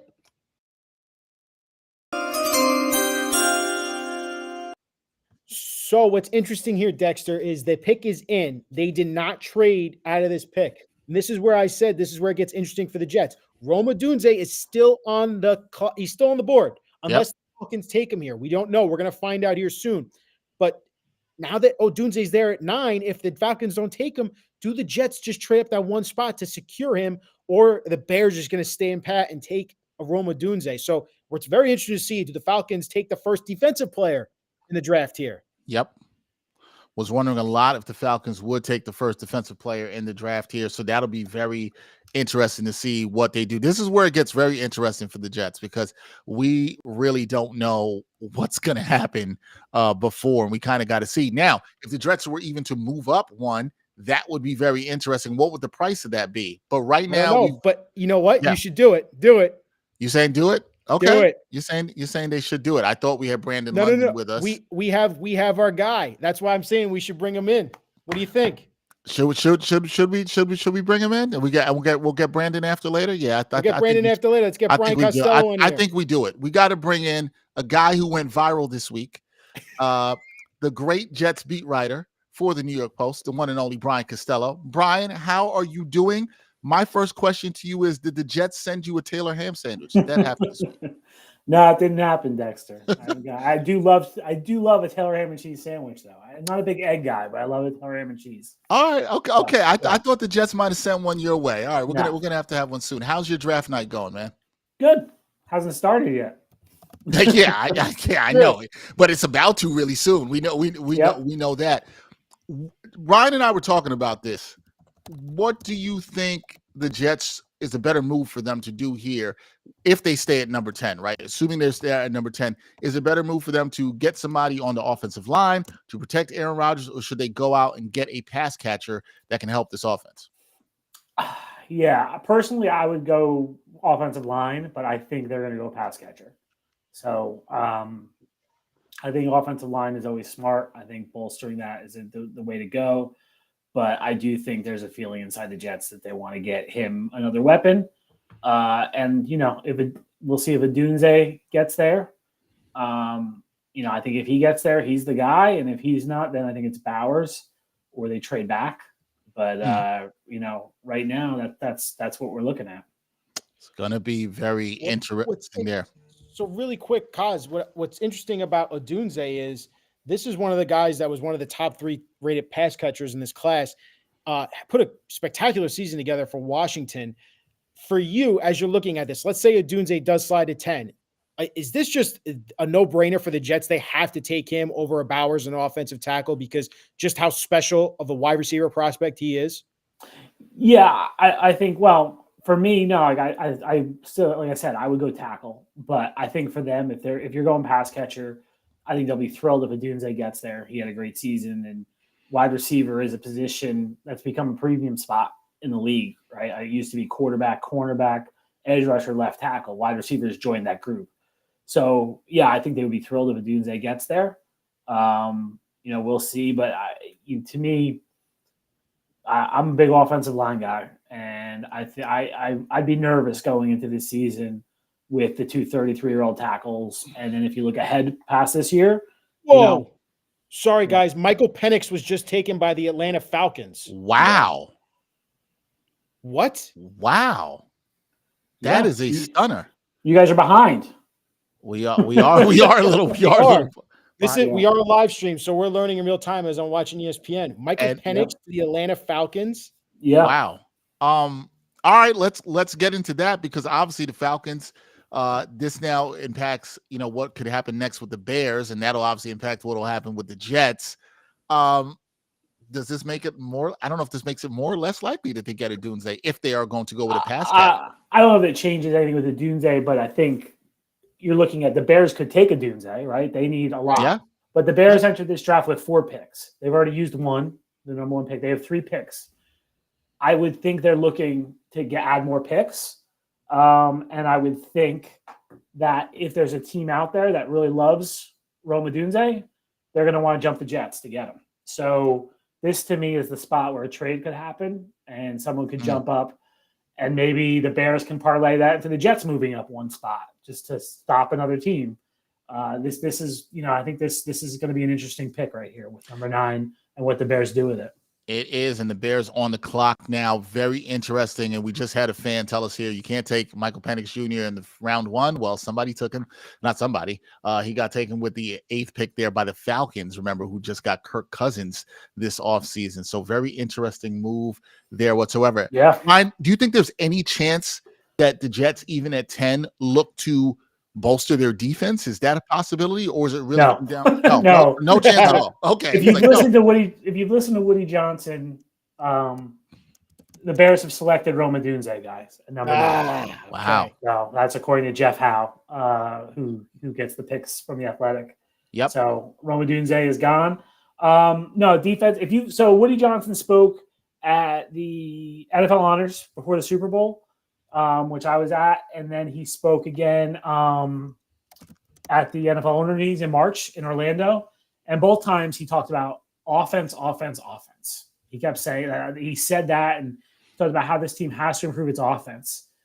The owner's saying that they're not taking a defensive player, right? He wants an offensive player. Got to be offense there. Okay, Odunze off the board. Are you guys tipping picks, or you haven't been tipping picks? No, we have. If they come out, we're gonna let people know. So that's true. Fine with that's true. Yeah. So Odunze is gone. Odunze gone off the board. So I think this is Bowers or tackle, right? Yeah. So Brian, are they the option now? Do we trade down? Because so the other part of that, when the owner says offense, I don't hear tackle. Right. I hear I want a guy who's going to score touchdowns at MetLife Stadium, who's going to make the fans excited. So that to me is Brock Bowers, and he's been the guy I've kind of, I picked in the paper today for the Jets. I'm not alone. I'm not patting myself on the back. A lot of people have linked Bowers to the Jets, and I think that's what you're looking at here. But maybe Joe Douglas has convinced them that offensive line is the way to go, and I think that's the decision now: is Bowers or offensive line. We'll see what they do. So that's probably what they are weighing right now. And I just want to throw a little curveball in here real quick. Let's say they don't end up getting an offer for a trade down option. Would there be, and just another name throwing out there, Brian Thomas? Is that even a possibility they would look at number 10 here? I haven't heard him at number 10, but yeah, I think you can throw. There's people that like him. I think he'll probably go a little lower in the teens. I think he'd be more of a trade back candidate. They've traded. The Jets have traded guys. They've traded with the Vikings. Wow. So they are moving back one spot, right? The Vikings were 11. Yeah, Vikings were 11. Yeah. Right. So yeah. So that's very interesting, because that makes me wonder: are the Vikings going to then try to take JJ McCarthy? I would think so. You would I would think they're going to take JJ, and maybe the Jets got their second round pick here, right? How about that? Jets had given up a second round pick for Aaron Rodgers, and then maybe they recouped it here. All right, all right. So we were waiting on a trade. We finally got one here with the Jets. Yeah. And Brian Costello giving us the news here. As breaking news with us. Does this change anything at 11 for them now, Brian? I think that's why it's a perfect trade, right? Right. Because they know who Minnesota's taking. Like that's how you do it. You're saying, right. Who's your guy? I'm assuming Minnesota's going to take JJ McCarthy, right? You think that he's going to take a quarterback, so that doesn't affect the Jets at all. So everyone who they would have taken at 10 is going to be there at 11. I think the Jets probably played a couple teams against each other. I imagine who else is looking up for a quarterback? Denver is there, right? Denver, yep. So maybe they could have played that against it and gotten if they had a deal in place with somebody who wanted to move up to 10 and leapfrog the Vikings to get JJ McCarthy, you call Minnesota and say, hey, this team wants to come up. Do you want to do it? Will you give us a better offer? If that's the way it went, that would be a pretty good move by Joe Douglas, I think. If they do select Bowers at so 11. Here's from Mike Garafalo what they get. The Jets get 11, 129 overall. So that would not be in the second round. It's third round, right? 157 overall. So for I don't 10 know and 203. For 10 and 203. Interesting. Very interesting. So where's 157, guys? Do you have a? I'm pulling that up right now. Would be 129 is definitely third round, right? That's a third round pick. Pull that up. What I wanted to ask you, fourth round. They got fourth round and fifth round pick. Fourth and a fifth round. Okay, fourth and fifth round, and they traded 203 was the sixth round pick that they just got from Denver. Yeah. So they got a fourth and a fifth. So I mean, they only moved one spot, so they didn't get a lot there. Yeah, I wonder, Kaz, only moving back one spot, but I do wonder, are they getting more ammunition? Because, again, this is me throwing a curveball out there. Let's say they make their selection at 11. Could you see them moving back and some of that ammunition either into late first round or even in the second round? I don't think late first round, Ryan. I don't think you can get there with that, but I think you could get into the second round for sure, because now they have 2 third round picks. Right. And I think right now they have 2 fourth round, right? Yep. So yeah, you could definitely move back up into the second round. And the Vikings have taken JJ McCarthy. There you go. Vikings taking JJ McCarthy. So there you go. There, we got our first trade of the draft. Do you think, Kaz, if they go with Bowers, do you still? It sounds like you do. I'm kind of with you. I'm an offensive line guy. You got to protect the quarterback.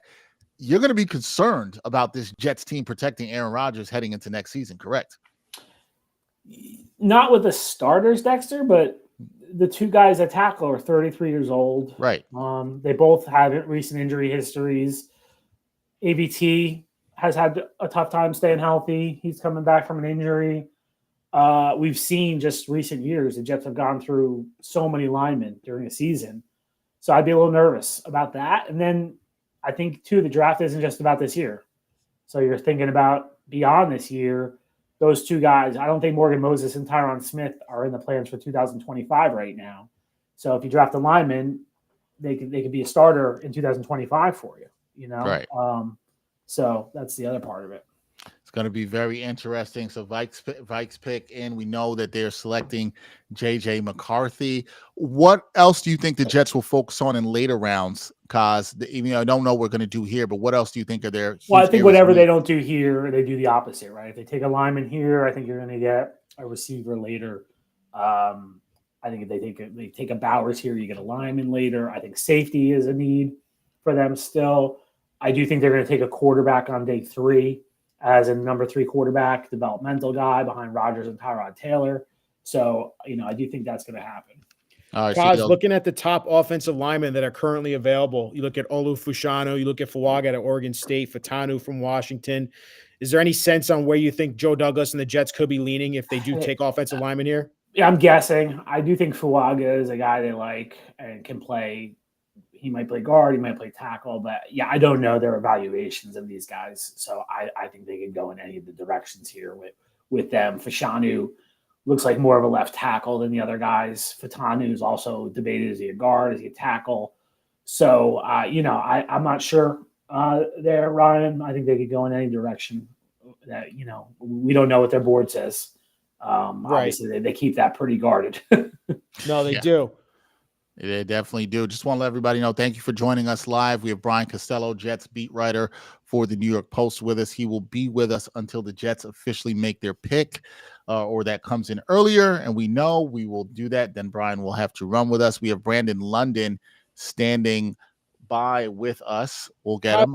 Quick, sorry, Dex, no, go ahead. I want to keep peppering Cosmo questions here. Moving back one spot, do you really think that there were do they think there's other teams that were looking to get ahead of the Vikings to pick JJ McCarthy and that Joe was playing the Vikings? That's the only reason Minnesota would move up one, Ryan, right? Right. Why is Minnesota going to move? It's if Joe Douglas calls them and says, hey, I'm guessing here. I don't know what team would be, but Denver makes a lot of sense, right? Denver, I think, is at 13. Correct. And Denver needs a quarterback. Raiders are at 13. Denver's at 12, correct? Okay, Denver's at 12 then, yeah. So could Denver be looking to leapfrog them?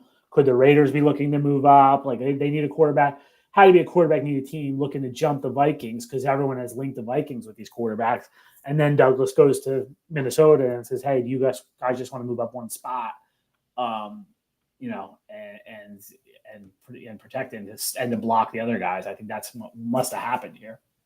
So as we're waiting for this pick to come in from the Jets, can you just state to us, Kaz, this has probably been the most important offseason for the Jets in so many years, right? To get it right and to build that offensive line in front of Rodgers, to get more weapons for him, to help this offense really take off this season. Can you just state in what you've seen so far this offseason, are you impressed with Joe Douglas has done so far? How would you look at it and grade it thus far? Obviously, he hasn't even made this first-round pick, but coming into the draft, giving a little bit of flexibility about how they attacked those positions in the offseason. Yeah, I think he made the best of a bad situation, Ryan. I'm not a big fan of free agency. I always say people are free agents for a reason. Sometimes it's money, like a Bryce Huff leaks out, but usually it's age or injuries. I didn't think there was a lot of good options at tackle in free agency, and I thought he made the most of it. Tyron Smith was the best player available. I'm sorry, I'm getting a text from somebody from another team asking me what the Jets are going to do. So I think Tyron Smith, if he's healthy, is the best tackle available in free agency. So they got him. I thought the trade for Moses was a good move. They know him. He's been in the building. He was good here. I'm seeing Brock Bowers, guys. I don't know if it's official yet, but that's what I'm seeing right now on social media for the Jets. I don't know if you confirmed yet, Kaz. I haven't confirmed yet, but that's. Yeah, I haven't seen anything yet. I've been scanning and looking, not seeing anything. But look, we'll see if it is Brock Bowers. We'll see that soon. Sorry, Kaz, go ahead. I haven't seen anything official yet. Yeah, so I think he made the best of it, and if they're healthy, I think it's pretty good. But that's the big question mark, right? There's plenty of risk involved here. They're 33 years old. They've had injuries, like we said, so there's risk. Yeah, tons of risk there. Always a crapshoot. If this is Bowers, as we might be seeing, what dynamic do you think he brings to this Jets offense next season? A weapon in the middle of the field. I mean, he's a talented player. He scored a lot of touchdowns. I think he scored 31 total touchdowns at Georgia, 26 receiving, 5 rushing. Just he's the number one player at his position, which I always think has some value. And, Rodgers in Green Bay used the tight ends a lot. I'm not sure how much he'll be lined up in line tight end, but I think he's more of a slot receiver type of guy. And I think it opens things up for the Jets in terms of 2 tight end stats. Tyler Conklin has played very well here for the 2 years he's been here. I think it'd be interesting to utilize him and Bowers in the same formation. You look at their receivers. I think, Garrett Wilson obviously has proven himself over 2 years. Mike Williams is coming off an ACL, but if he's healthy, he can be good. Past that, they don't have a lot of proven pass catchers. Bowers could come in and maybe be that almost like a third receiver in my eyes. So it would give them another weapon, So I think that's what they need. That's something they need. We know Aaron Rodgers will be happy to have that other weapon, so we'll see how that plays out. Dexter, can I just say I'm appreciative of Kaz just being with us and just helping us break stuff. And, we're peppering him with questions. I know this is new for all of us and new for him as well, but we're excited that you're doing this with us, Kaz. This is a new adventure for us doing this live show, and we appreciate you doing this as always. No problem. And whatever honestly, they tell me to do. Whatever they tell don't say that, Kaz. Don't say whatever they tell you to do. You don't want to ever say that. We all love our jobs, but I'm not going to go that far. Yeah, not going to go that far. We got still let everybody know we still have some great guests coming up. Brandon London standing by. So the Jets are picking. The Jets are picking. There's no trade. The pick looks like the pick might be in. So Jets are picking. Can I play this for us, guys?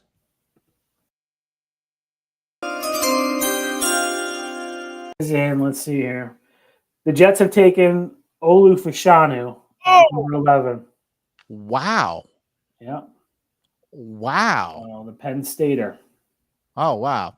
Wow. That's a shocker. Here we think they were taking Bowers. That is not the case. Yeah. Kaz, what's your immediate reaction to this? I think it's a good pick, right? I have no idea if Olu Fashanu is going to be a good player. Let me put that up front. I grade on logic off of this. I'm not a scout. So, but like I said to you guys, I thought they should take an offensive lineman.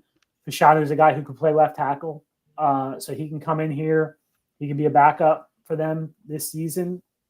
There's a lot of health questions like we mentioned. And then he could be the starting left tackle here in 2025. So they've taken a lot of stabs at fixing the offensive line. And here's another one. Well, we said offense is what Woody Johnson said. And I guess he meant tackle. Yeah, we didn't think that he meant that, but clearly he did. He meant tackle. So we will see. Brian, I know you got a lot of work to do now that you've announced that pick and it's going in. We want to thank you for joining us here on the live show. We appreciate you, man.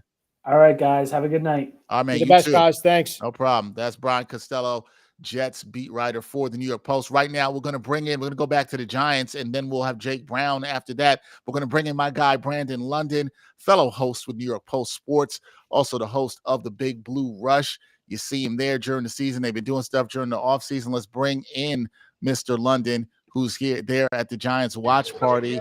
Brandon, what's going on, bro? Gentlemen, what's going on? It's loud. Got my IFB in. Excuse me if my voice is a little gone. I've been hyping up the crowd here. It's half Jets, half Giants. But I will tell you this, if you're wearing blue, you are more than excited. You are ecstatic about the pick because we finally have a elusive, explosive complete playmaker in the receiver room. And I'm not just being biased because a former wide receiver. But Dexter, things are looking up and looking good for the Giants. My bad.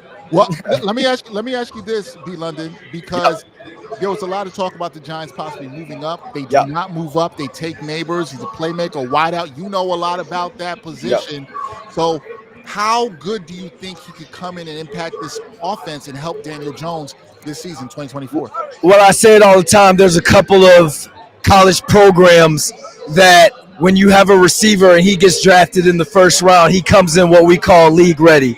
USC, Alabama, Ohio State, LSU. Anytime you draft a receiver in the first round with one of those guys, maybe not a Jalen Reagor or whatever, I can't say all the time, 99.9% of the time, anytime you draft one of those guys, they come in and they ball right away. This kid is called OBJ 2.0. This kid is being compared to a Justin Jefferson, a Jamar Chase. We know about the great receivers that have come out of LSU.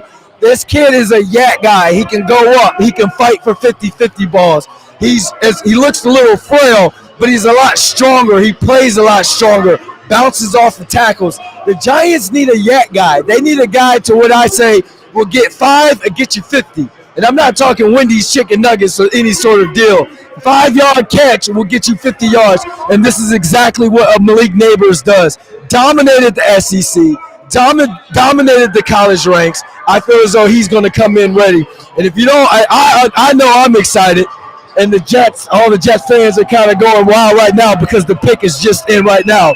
But we got some diehard Giants fans. If you guys want to talk to them, we can get there. We can kind of get how they feel about it up. Hey, bring a Giants fan over. I want to hear. Who's up first?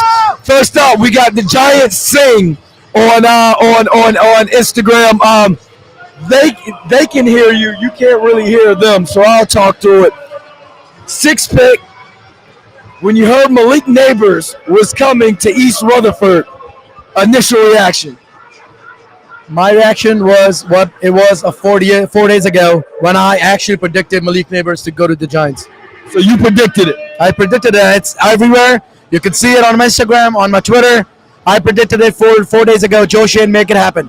So as a fan, when you get a dynamic playmaker like this coming into an offense that needs weapons, needs playmakers, a lot of people wanted a quarterback first.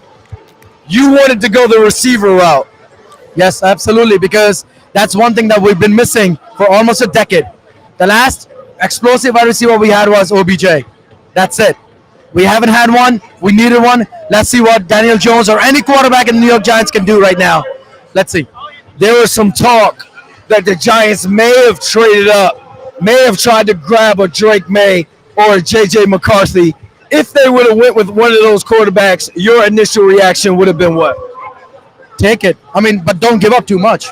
If they would have given up like all of their future, then I would really be mad because I don't know how these quarterbacks going to turn out to. With quarterbacks going in first, second, third, it's a gamble. That's what I think. The guys are back in the backstage crushing M&Ms right now. Dexter Henry's eating wheat thins. I'm reading the private chat, guys. We're on that Cowboys pack over here. We're on that Eagles pack, the Commanders. I understand there's still more that the Giants have to add, but do you feel like this pick is definitely a step in the right direction for the program? Definitely, absolutely. This pick is very, very, very in the right direction. I cannot wait for him to be explosive on this field, and I will be there week 1 till week 17. Shout yourself out. Shout out your platform. Tell the people they can find you. My name is Giant Singh. Everyone knows me by Giants Turban Guy.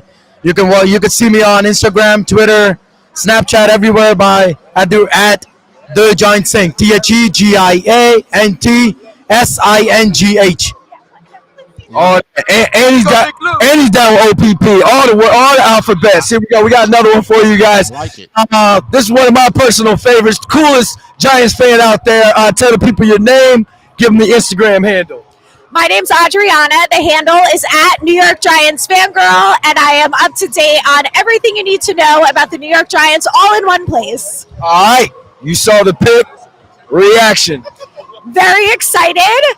Him and Odunze were my top two guys, regardless of who the quarterback is. They need a number one wide receiver. We all know we have not had that guy since Odell Beckham left, and it's time for Neighbors to step up and be that guy for Daniel Jones. So there's quarterbacks that can make a receiver better.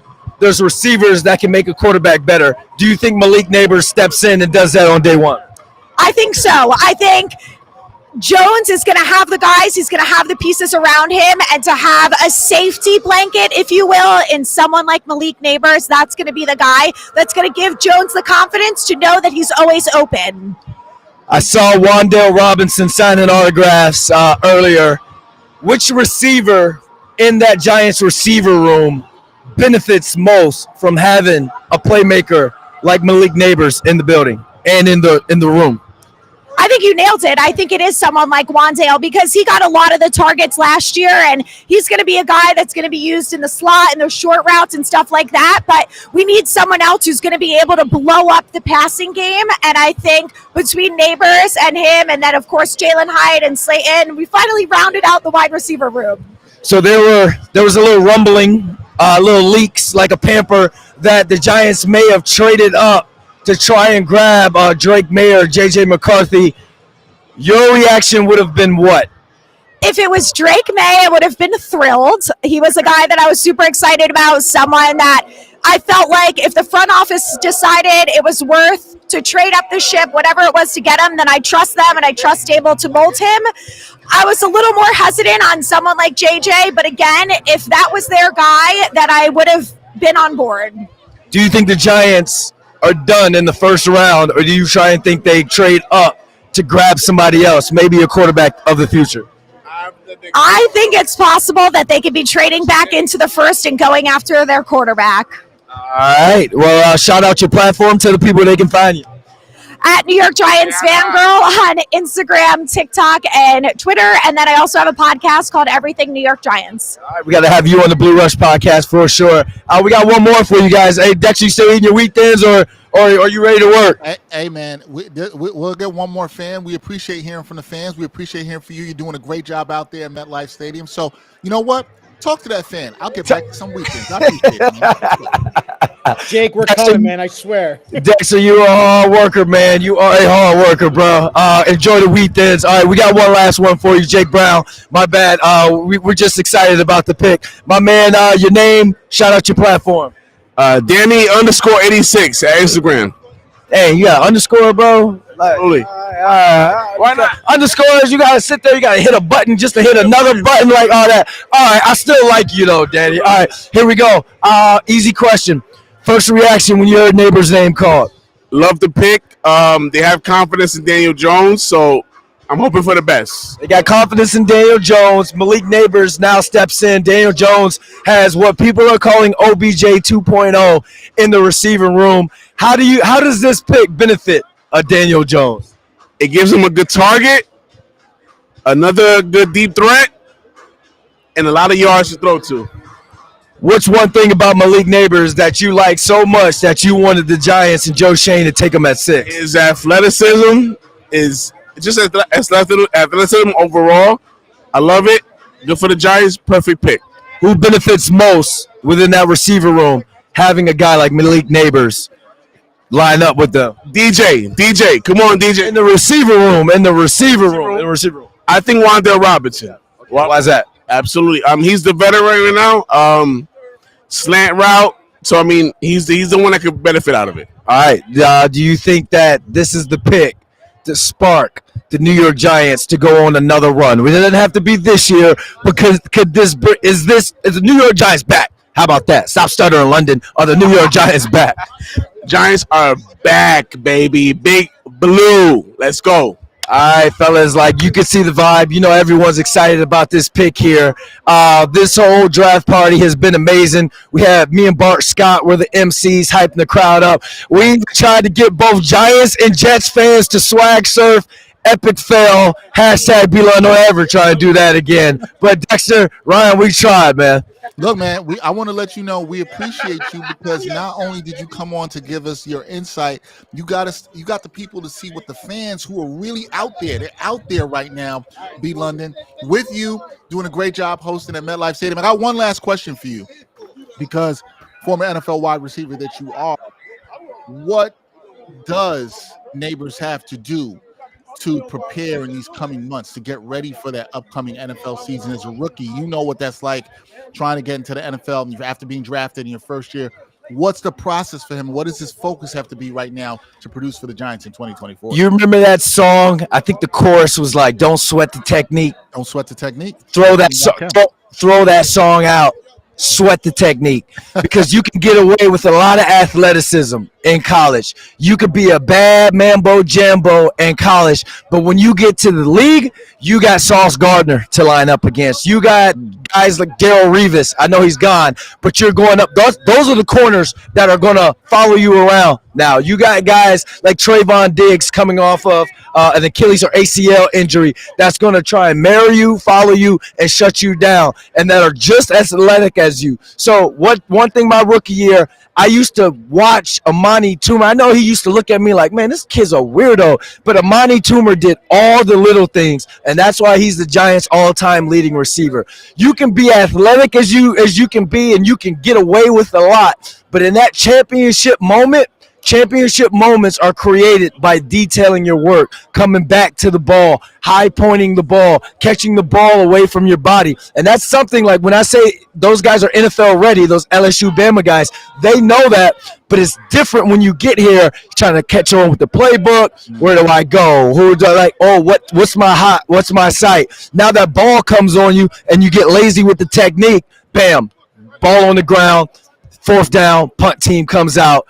Hopefully Giants fans don't boo that. But I think this kid's going to come in. Mike Grohl, receivers coach. I've known him since he coached with my father at UVA. He's done a phenomenal job with what he's had to work with those receivers. So I think Malik Neighbors is going to come in and hopefully he stays healthy. But I think he's going to come in and wow people during training camp, just like Jalen Hyatt did last year, fellas. All right, there we go. That is my guy, Brandon London, out there at MetLife Stadium. Almost at Giant Stadium, showing my age there a little bit. Brandon doing a great job. Brandon, we're going to let you get back to the hosting and being with the fans. We appreciate you, brother. Thank you for coming on. All right, fellas. Take it easy. Thanks, Brandon. All right. Once again, Brandon London, host of Big Blue Rush, joining us here. Myself and Ryan Sampson on it. We want to thank everybody for rocking with us here on the live show. We still got some more great guests to talk to as we go through this draft. We go from the Giants. We talked about them getting Neighbors. We haven't gotten reaction on the Jets. We're going to do that right now with a guy who's the co-host of the Gangs All Here podcast. He might be rocking a chain. I haven't seen it yet or not. I need to see this because, he usually brings the ice out there. So we'll see what's going on. It's my guy, Jake Brown. JB, what's up, man? Not only do I have a chain, let me show you. Show the people, please. My normal ice. I also have a football chain, so it looks like I just got drafted with a Jets shirt, and from my teenage days, my Jets blazer. So wow. I am essentially the 11th pick in the NFL draft right now. Wow. Okay, so you came draft ready tonight. Okay, you're the only person on here that had a blazer on, or it's the only person. So that's you came what they call a professional with ice, and there's not many of those out there. I see that. I feel like you might be calling myself and Ryan unprofessional, but okay. Nah, he's showing off his draft day fits. I don't blame him. He's got the bling. In the words of Drake, draft day Johnny Manziel, draft day Jake Brown. There we go. Draft day Jake Brown as well. All right, draft day Jake Brown. We got to get into you with this right here. What did you make of what the Jets did? Obviously, trading back down one spot to the 11th spot. And then the selection they made at 11. What did you make of what they did today here at the draft in the first round? Yeah, listen, I wanted a target for Aaron Rodgers. I wanted another playmaker. I wanted Bowers. I understand that probably wasn't going to be the wisest pick. I think Odunze going off the board, that takes a guy off. I think if he's still there, maybe you take him at 10. I like that they got a couple of picks. I hope they use those other picks to move up because they still need a playmaker, guys. Like they're after their top two receivers, their depth just isn't there at wide receiver. And I know Rodgers makes everyone better, but they still need another playmaker bad. So I'd like to see if they could maybe sneak into the second round and get a receiver. I know this is a receiver heavy draft, But I'll say this is probably the smart pick. You have two tackles on 1-year deals, one of them who never gets through 3/4 of a season, let alone a whole season, in Tyron Smith. So now you have a guy who will be the starter in 2025 and is guaranteed essentially to play in 2024 with the injuries, with the MetLife Stadium turf.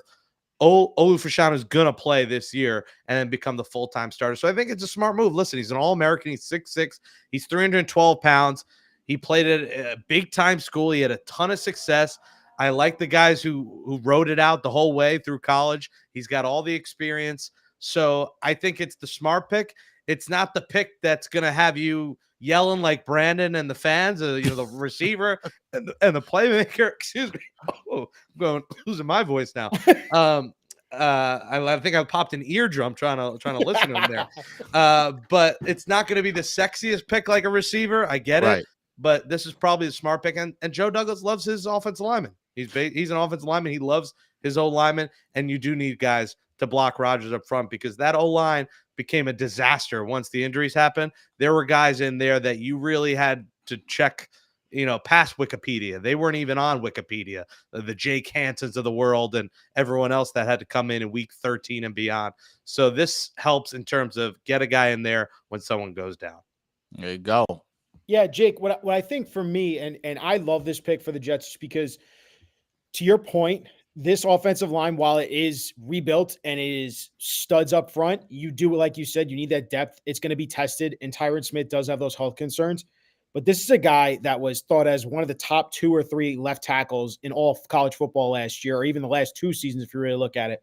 He's a big kid. He can sit behind and learn from one of the best left tackles in football in Tyron Smith.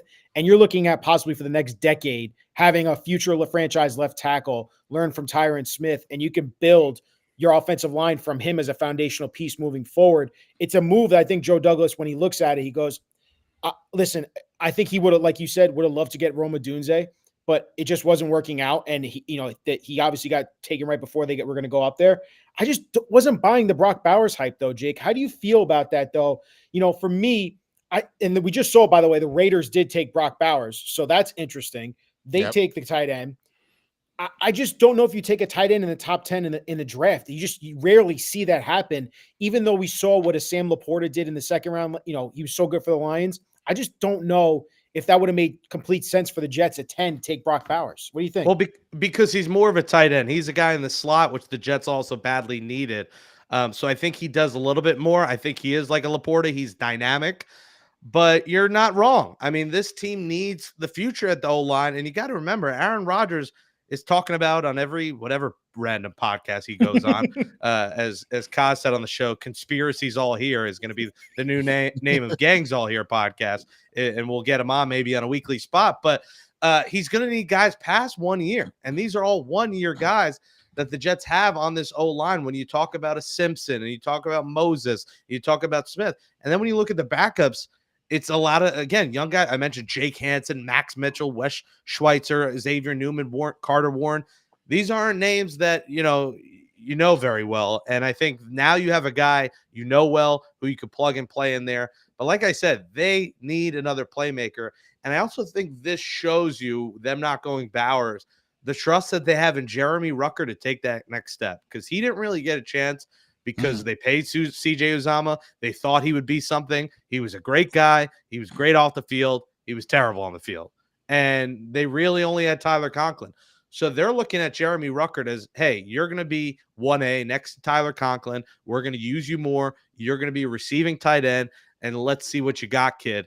And I think, maybe they get a tight end later in the draft, but I think that was their thinking of, hey, let's get this O-line shored up for a couple of years. So it's probably the smart pick, but I'm not the smartest guy, and I like the sexy pick more. So I would have liked the Bowers. I would have liked the receiver.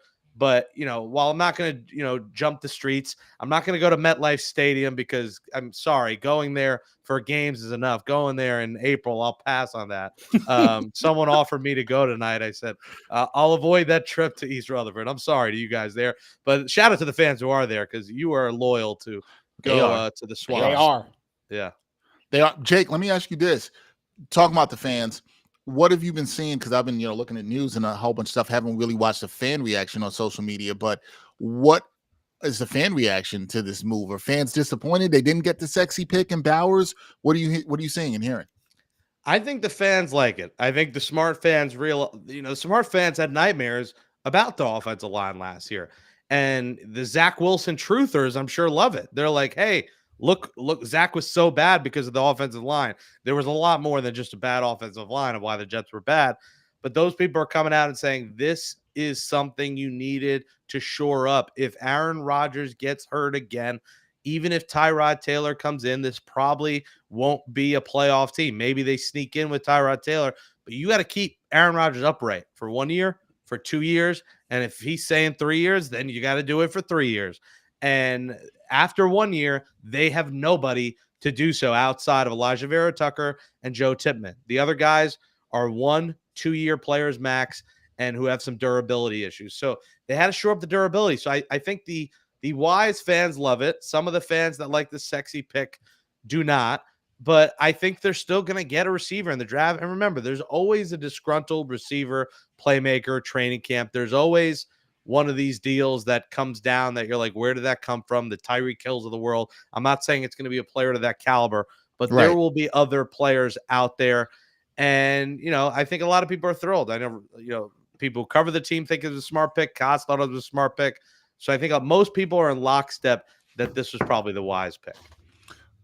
How do you think the team approaches the rest of the draft? It would seem they've now probably next round or later they try to go get a pass catcher. How do they approach the rest of this draft?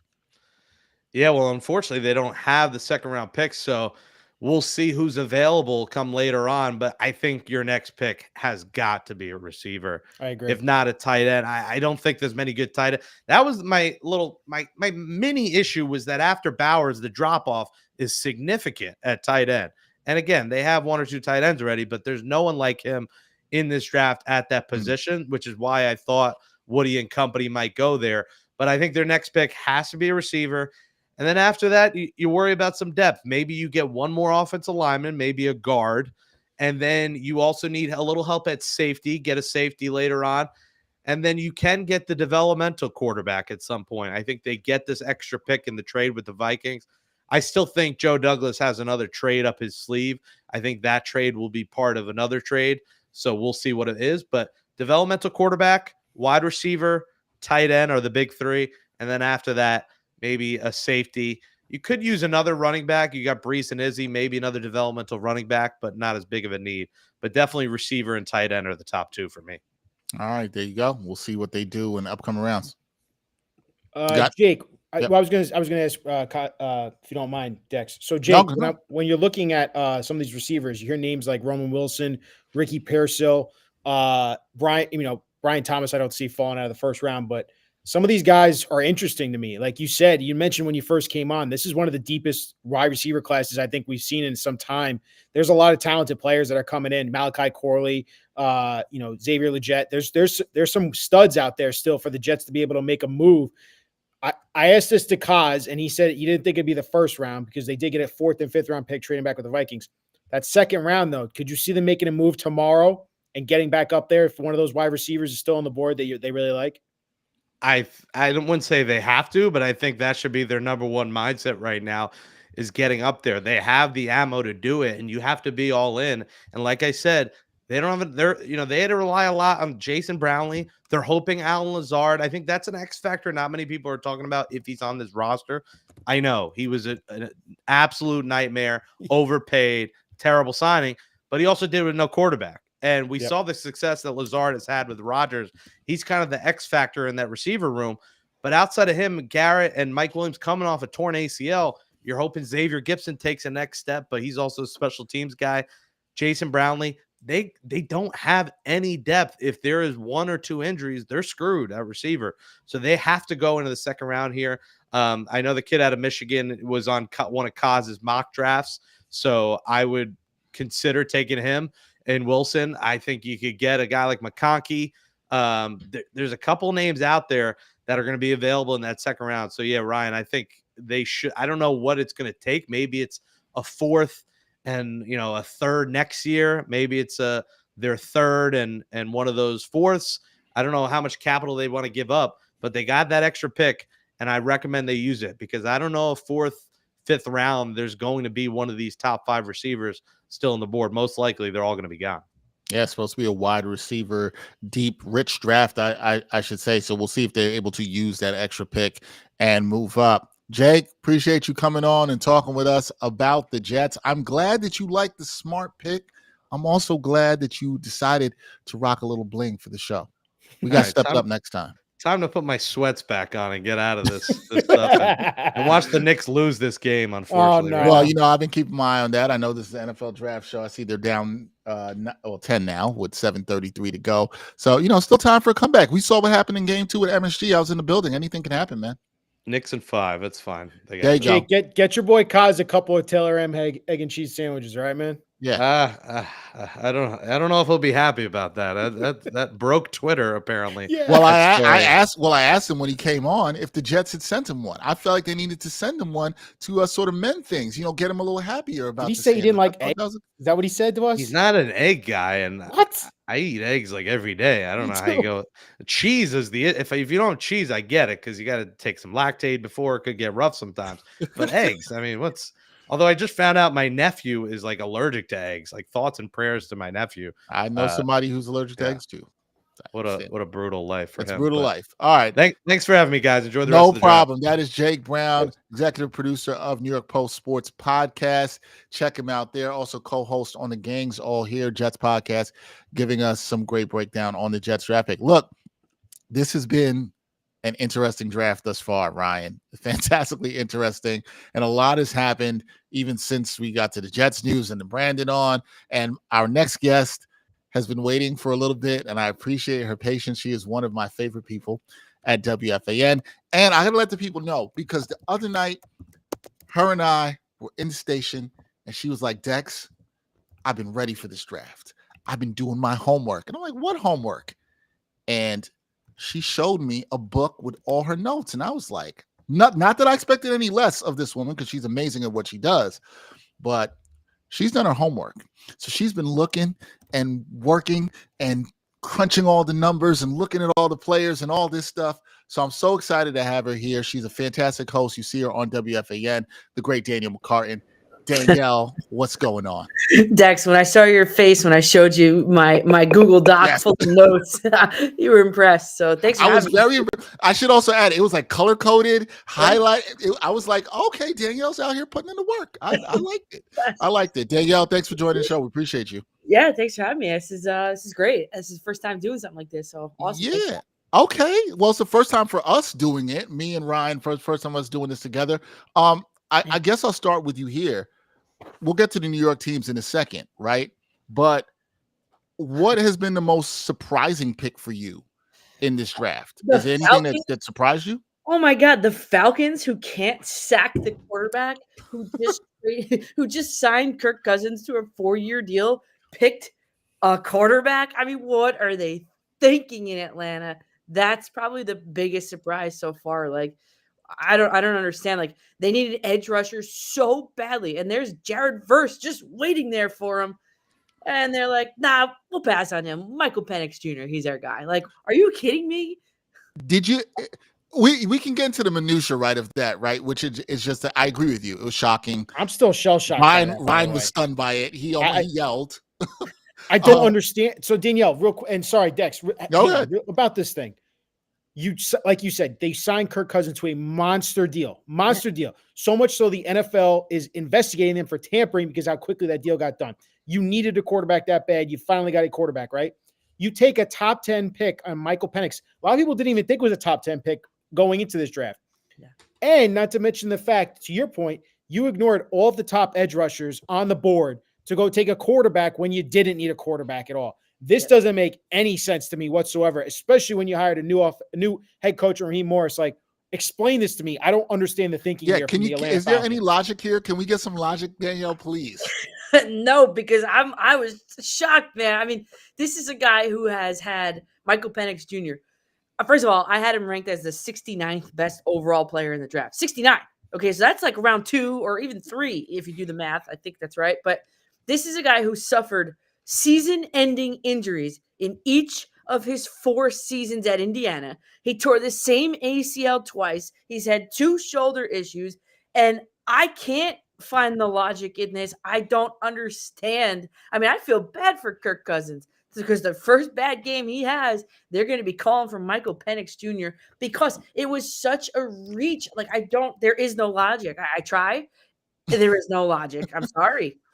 So at first, Danielle, I was actually thinking, I'm like, are they going to draft Michael Penix and then trade him to the Vikings as like, sorry, we tampered and took Kirk Cousins from you. Here's the quarterback for your future here. Michael Penix, we drafted you for him and we'll make this all go away. But then you see, the Vikings, they traded with the Jets, right? And go take JJ McCarthy. So even that's out the door. Yep.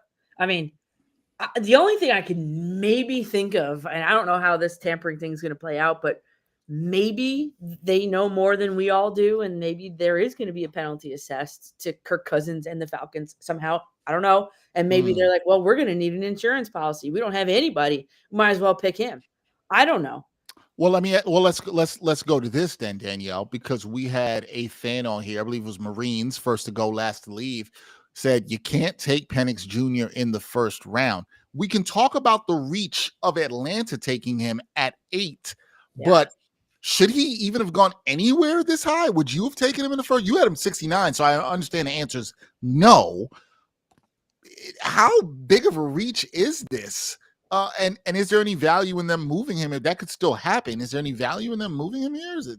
Maybe that's the play. Maybe that's what they're going for. They're playing maybe chess, not checkers. But I mean, I don't know, man. I had the guy pegged as a late second rounder, and for him to go what 8th overall, I don't understand. I mean, I'm trying to look at the scouting report and see okay, plays with smart pocket mobility and a willingness to get rid of the football. Okay, great. He's elusive in the pocket. He sacked just 31 times and 1,800 career sacks. So, I mean, drop back. So, I don't know. Maybe they see something in him, but at 8, I mean, he would have been around. Well, that's the thing. Everybody overhypes the quarterbacks in all of these drafts. And it's just like, I hear them comparing them to, this is the next Patrick Mahomes and this is the next. And I'm just sitting there like, you got to be kidding me. Like, are you nuts? Patrick Mahomes is like one of one. Like, nobody is like him. So I think just the hype of the quarterbacks and, I mean, and how about can we talk about the Vikings? Did they really think the Jets were going to take a quarterback that they had to leapfrog them to I mean, well, that's a fair question, right? That's more than a fair question, right? Like, because did they really need to make that move? Now we look at how things played out. Probably not. No way. Okay, before we criticize, I don't want to sound like we're bashing all the teams here. Were there any teams, Danielle, that you felt did a good job here, that you liked their picks? You thought they had some smart strategy? Not the Falcons, obviously. Any teams that they're good here? The Giants. I mean, the Giants and the Jets, really. But I mean, the Giants had more divisiveness, I would say, in what people were looking for them to do. I've always been in the camp of you always have to build the team from the inside out, always. And the Giants haven't done it for Daniel Jones. Like, Daniel Jones hasn't had a number one receiver ever. The last one they had was Odell Beckham Jr. So they needed a wide receiver 1 finally, and they need O-line help because this Giants offensive line allowed 85 sacks last year. And that number is significant because that is the second most sacks allowed in NFL history in a single season. Think how long the NFL has been around. I mean, that is historically bad. So either way, they were going to come away with a winner. And once Joe Alt went off the board, he's the best by far in this draft. And you had guys like Neighbors and Odunze available. I mean, I think I tweeted it. It's like, you can't miss. Like, just throw the dart at the dartboard and whichever one it lands on, you can't miss with either of them. It ended up being Neighbors. I mean, the words in the scouting report are premium leaper with contortionist talent for in-air adjustments for jump balls. I mean, glides and burns past defenders deep. Sounds like OBJ. Yeah, changes speeds on the inside route, grab and go acceleration, good hand fighting, catches off the frame. I mean, this is a guy that you could not miss on. And I could not be happier for Daniel Jones, for this Giants team. And I would like in the next coming rounds, they have to do something with the offensive line. This Giants team, they have to do something because they're only returning basically 2 starters. Evan Neal, I don't really count him as a starter. I'd move him interior. But Yeah, so I was very, very happy with what the Giants picked. I mean, they had sitting for them. They had JJ McCarthy, Bo Nix, Michael Penix Jr., and didn't bite on any of them. And I'm very happy about that for the Giants. That's good. You got the Giants as one of the smart teams, and we talked about this a lot. They could have bid on that. Would they take a JJ McCarthy? We know about the interest that they had in Drake Maye. I do believe that was real from everything that we've heard. They didn't bite. They didn't love any of these quarterbacks. Let's go to the Jets. You just heard Jake Brown talking about this. Brian Costello also talked about this. Mm-hmm. Did you like what the Jets did taking Olu Fashanu? Did you like what their move there to take the offensive tackle? Yeah, yes, I did. And you know, for the record, I didn't love any of these quarterbacks in this draft either. I actually put, and I'll be on the record on this, Caleb Williams. I actually wrote in my notes, ... Zach Wilson 2.0. Oh, wow. Smart. Yeah, you know, we could talk about it, but the one thing in the scouting report that stuck out to me as Zach Wilson was hero ball mentality. That is something that was a knock on Wilson. But what the Jets did, I mean, the Jets had their choice. It was Brock Bowers, Troy Fautanu, or Olu Fashanu, and they ended up picking Fashanu from Penn State. He's a guy that we talked about on my show months ago. It was Joe Alt Fashanu, whoever was going to be there for the Jets. I am so happy that they didn't bite on like the cute pick. They didn't get cute. They didn't go out there and get Brock Bowers. You've got I'm calling it an offensive line built on a house of cards, honestly, because you've got Smith. He missed 37 games over the last 4 years. In 2023, last year, the Cowboys they limited his practice participation just to push him through the season. Just so he can make it. Yep. It's not a matter of is he going to play every game? It's a matter of, okay, which games is he going to miss? And then we can plug in Fashanu behind him and get him some reps on a lesser opponent and stuff like that. So, I mean, you got Moses coming off a torn pec surgery. Vera Tucker, who I love, but never really seems to be healthy this year, coming off the Achilles injury. So for me, it's all to protect Aaron Rodgers, a quarterback who's going to be turning 41 years old in December. I mean, this was I heard Jake Brown say it was a smart, smart Jets fans understand the pick. This is a smart pick for the New York Jets. Absolutely. They are so win now. I get it. But they needed O-line help in the biggest way. Don't believe the house of cards, what they built in the offseason. It's good, but I'm so happy they reinforced it. Go ahead, Ryan. Well, I was going to ask to Danielle. So I agree. I think this was, like I've said before, this was a smart pick. Are you surprised that the Jets didn't pull the trigger on a Brock Bowers there at 11 after trading back with the Vikings? Yeah, I almost had the tweet all ready to go to fire off, and Brock Bowers, welcome to the Jets. Seriously. I mean, listen, the guy's a good player. He is a great player. I had him ranked as, let me think, I think the eighth overall pick in the draft. And that's what a lot of the scouts that was his composite score. That's where he ranked out. But the one thing concerning to me and why I would give pause to him is in the scouting report, it said, I'm reading here, it said it might take a year for him to acclimate to defenders who are bigger, faster, and stronger than what he's used to. So I looked at his size and I compared him to Travis Kelce and George Kittle, the top two tight ends in football, right? He's shorter than both of them and he weighs less than both of them. So I believe that scouting, that little niche in the scouting report. So am I surprised? Yeah, I really thought that Brock Bowers, and listen, I could get excited about Brock Bowers too. Really, there's a lot to like about him, but I'm glad that the Jets didn't get, I keep saying cute with picking him when there's a clear and obvious need on the offensive line, over him. Understood there. We talked about the surprise pick and what Atlanta did at 8. When you look at what's gone on in this draft thus far, is there a pick that was made that you think could be a sleeper pick? Somebody that maybe people are undervaluing, underrating? Who's your sleeper pick here? Already, where are we at? The Seahawks were at 16. Yep. Sleeper pick. The first couple went as scheduled, as expected. The first 4 or so. Let me look through this real quick. I know we're live. Danielle, to that point, to what Dexter's asking you, we finally got our first defensive player taken. I've never seen that before in my lifetime. That's long. My whole life. Who was it? It was Latu Latu, who went to the Colts at 15. So you had your first defensive player go 15th in the draft. I was wondering. I thought you might get to 11 or 12. I thought you might get to 11 or 12 before that happened. Yeah, I don't remember the last time I saw a defensive player take this long to be picked. I can't remember that. And I agree, Danielle. I'm gonna let you get back to answering, but yes, you're right. I remember, just looking at what we talked about in this draft, Ryan and I were saying, hey, this pretty much went to chalk the first couple of picks. I think 5 was where we, knew with the Chargers there might be something and how that would impact the Giants. We don't know. So it might be too early for a sleeper pick. Was there any, or is there anybody you feel like, if we don't want to say sleeper, that got really good value at where they picked, that you maybe think, especially when you had Atlanta go out here and take Michael Penix Jr., that might have shifted some value. So has anybody got really good value where they picked? Yeah, I mean, I don't know. I'm surprised that Latu was the first edge rusher off the board there. I actually had 2 guys ranked higher than him, Verse and Turner. So I'm actually kind of shocked about that. And the second defensive player just went off the board, and Byron Murphy, defensive tackle from Texas, he goes to the Seattle Seahawks at 16. Yeah.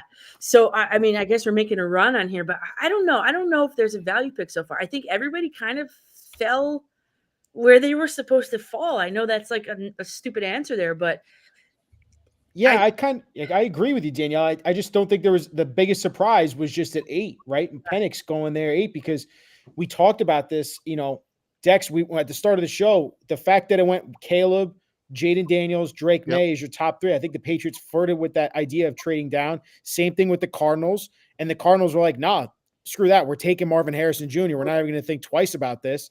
And then you kind of just had the Chargers. That was the other one that was rumored. Are they going to trade back? They ended up taking Joe Alt, which I was surprised because I always heard JC Latham there, possibly for Jim Harbaugh, but he does end up taking the best offensive tackle in the class, and Joe Alt to protect Justin Herbert there. Yeah. I like that. I like that move there. I thought they might go wide receiver. I thought they might try to, maybe take a Neighbors there. I thought that was possible. They don't do that, but I think that's good. I want to come back to the QBs here because I think, Danielle, you said Caleb Williams, ... is what you had in your notes. Yeah. Who do you think, who did you think was the best QB in this draft? And my second question to you would be, which of the QBs do you think got to the place that fits them the best? Because I'm a big fit guy, right? Like you got to get to the situation that works for you. Yeah. Which QB do you think is in the right place to succeed? The guy in the right place to succeed, no doubt, is Drake Maye. I mean, he has a lot of runway in New England. It's a great coaching staff. I know Bill Belichick's out, but obviously it's the Bill Belichick. It's still instilled there, right? Right. So the one concern I had about Drake Maye was that he's a redshirted sophomore, so he's young. He's a young guy. He gets flustered when the first reads aren't there, clean. So, I think he's still very moldable. He's got the leadership qualities. He's a 2-time captain. He's the correct size for a quarterback. So I think he's in the right situation. There's, New England, they've had Tom Brady for years. They've embraced the fact that, okay, it wasn't Mac Jones. Let's try Drake Maye and let's be patient with him. So, as patient as, New Englanders can be, as we know, but I think he's in a really good spot. Was he the best on my board? No, I actually think the best. Well, it was kind of like a toss up because if I was choosing, I would have picked Drake Maye. The other guy was Jayden Daniels. I just think he's too little. He's slender. That's what the word that uses, slender, lack of zip. But he's a really cerebral quarterback. So either of the two, but if you're pushing me to pick one, I'd pick Drake Maye, but a really close second was going to be Jayden Daniels. But I didn't love any of them this draft. You didn't love it? What concerns you about Caleb Williams, right? Because he's the number 1 pick. Obviously, the Bears are believing a lot in him. They need to finally find their quarterback. I mean, you can say that about the Commanders too. Yeah. But what do you not like about Caleb Williams? What concerns you? Yeah, a couple things. I mean, look, first of all, the whole thing of, I'm not going to the Bears. That was disconcerting. You had him refusing the medicals. I don't need to take his physical. I'll just do it with my team individually. Well, you're the first guy in ever to refuse the physical. And then in his scouting report, I mean, it seemed to me, and I kind of look at this as like, all right, I read through it. There's a lot of things, and I kind of narrow it down to like the top 4 pros, top 4 cons, and I look at it and I put like a coach's cap on. I'm like, all right, would I pick this guy on my team? And when I looked at Caleb Williams, I mean, I looked at a lot of things and the cons just stuck out so much more. I mean, first thing that caught my eye was hero ball mentality creates indecisiveness and inconsistent decision making. Immediately, the bells in my head went off and said, wow, that sounds like Zach Wilson. I kept reading. Oh man. Eyes can get sticky and sluggish when working through progressions at the college level. Okay, so now we're talking about NFL where everything's a lot faster.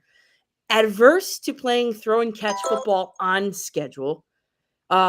Disconcerting deep ball accuracy in a quarterback friendly offense.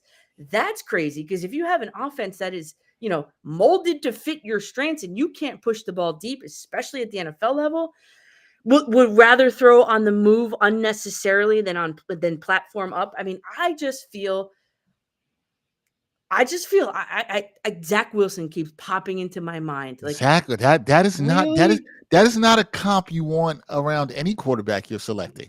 Zach Wilson is. I mean, Ryan knows this well as a Jets fan. That's not a comp. Yeah. I mean, comp you I want don't at all. know. Listen. I get what you're saying, Danielle, because I know there are concerns. The fact that Caleb was throwing to a lot of wide open targets because he was playing in a system that was friendly for the quarterback and Lincoln Riley. Like they get their receivers open, and he was playing with some studs. But that you can't deny the talent. I mean, I get what you're saying with the talent. Like it's there, right? Like the arm talent special and all that. But Zach Wilson, come on. Hey, what about Zach Wilson when he had that one throw on his pro day and everybody was like, good, this guy's great.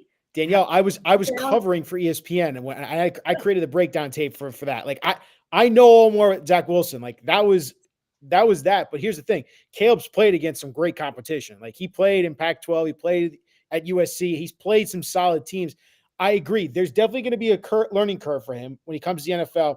That pass rush is going to be on his ass quicker than most than he's ever seen in college, and the guys are not going to be nearly as open as they were at USC for Caleb Williams. So there's definitely going to be that learning curve. But don't forget, he's got a stud tight end in Cole Kmet, and he's got a really good wide receiver in Keenan Allen, and another one in DJ Moore as well. And they drafted Roma Dunze too. So he's in a really good, that's the one difference. He's in a good situation. In a really good situation to do well. Whereas Zach Wilson was not. Nope. So that's the difference for me. Right, which is the point I always bring up, Danielle. And I do think that's a factor, right? Where fit matters and he's got the weapons around him. Now, I think it's more than just having weapons around you because it also matters the culture around you. How's the coaching?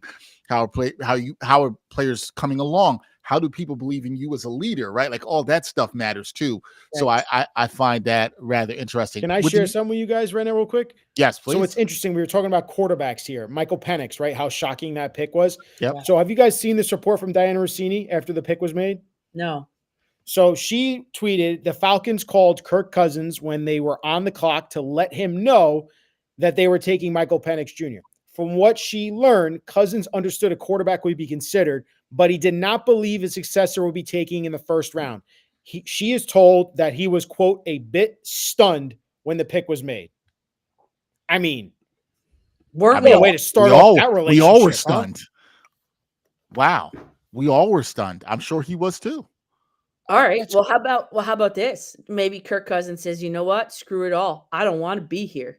I'm not playing. What if he ends up as a Giant? What? Danielle, what? Wait, but he's going to walk away from that bag? That would be crazy. Listen, if they drafted my successor in the first round on a complete reach, that's not a comfortable situation. Okay, fair. He's walking into mini camp with a lot of shade, looking towards a lot of people. I hear that. But they're also looking at like, we gave you this money. Yeah, it ain't comfortable for anybody. That's all I'm saying. It's not comfortable. That's what I'm interested in is like you convinced Kirk Cousins before free agency even started. We love you.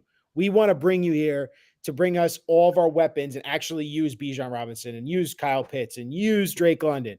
We want you to build this offense and be a stud for us in Atlanta because this division stinks to high heaven in the NFC South, right? Right.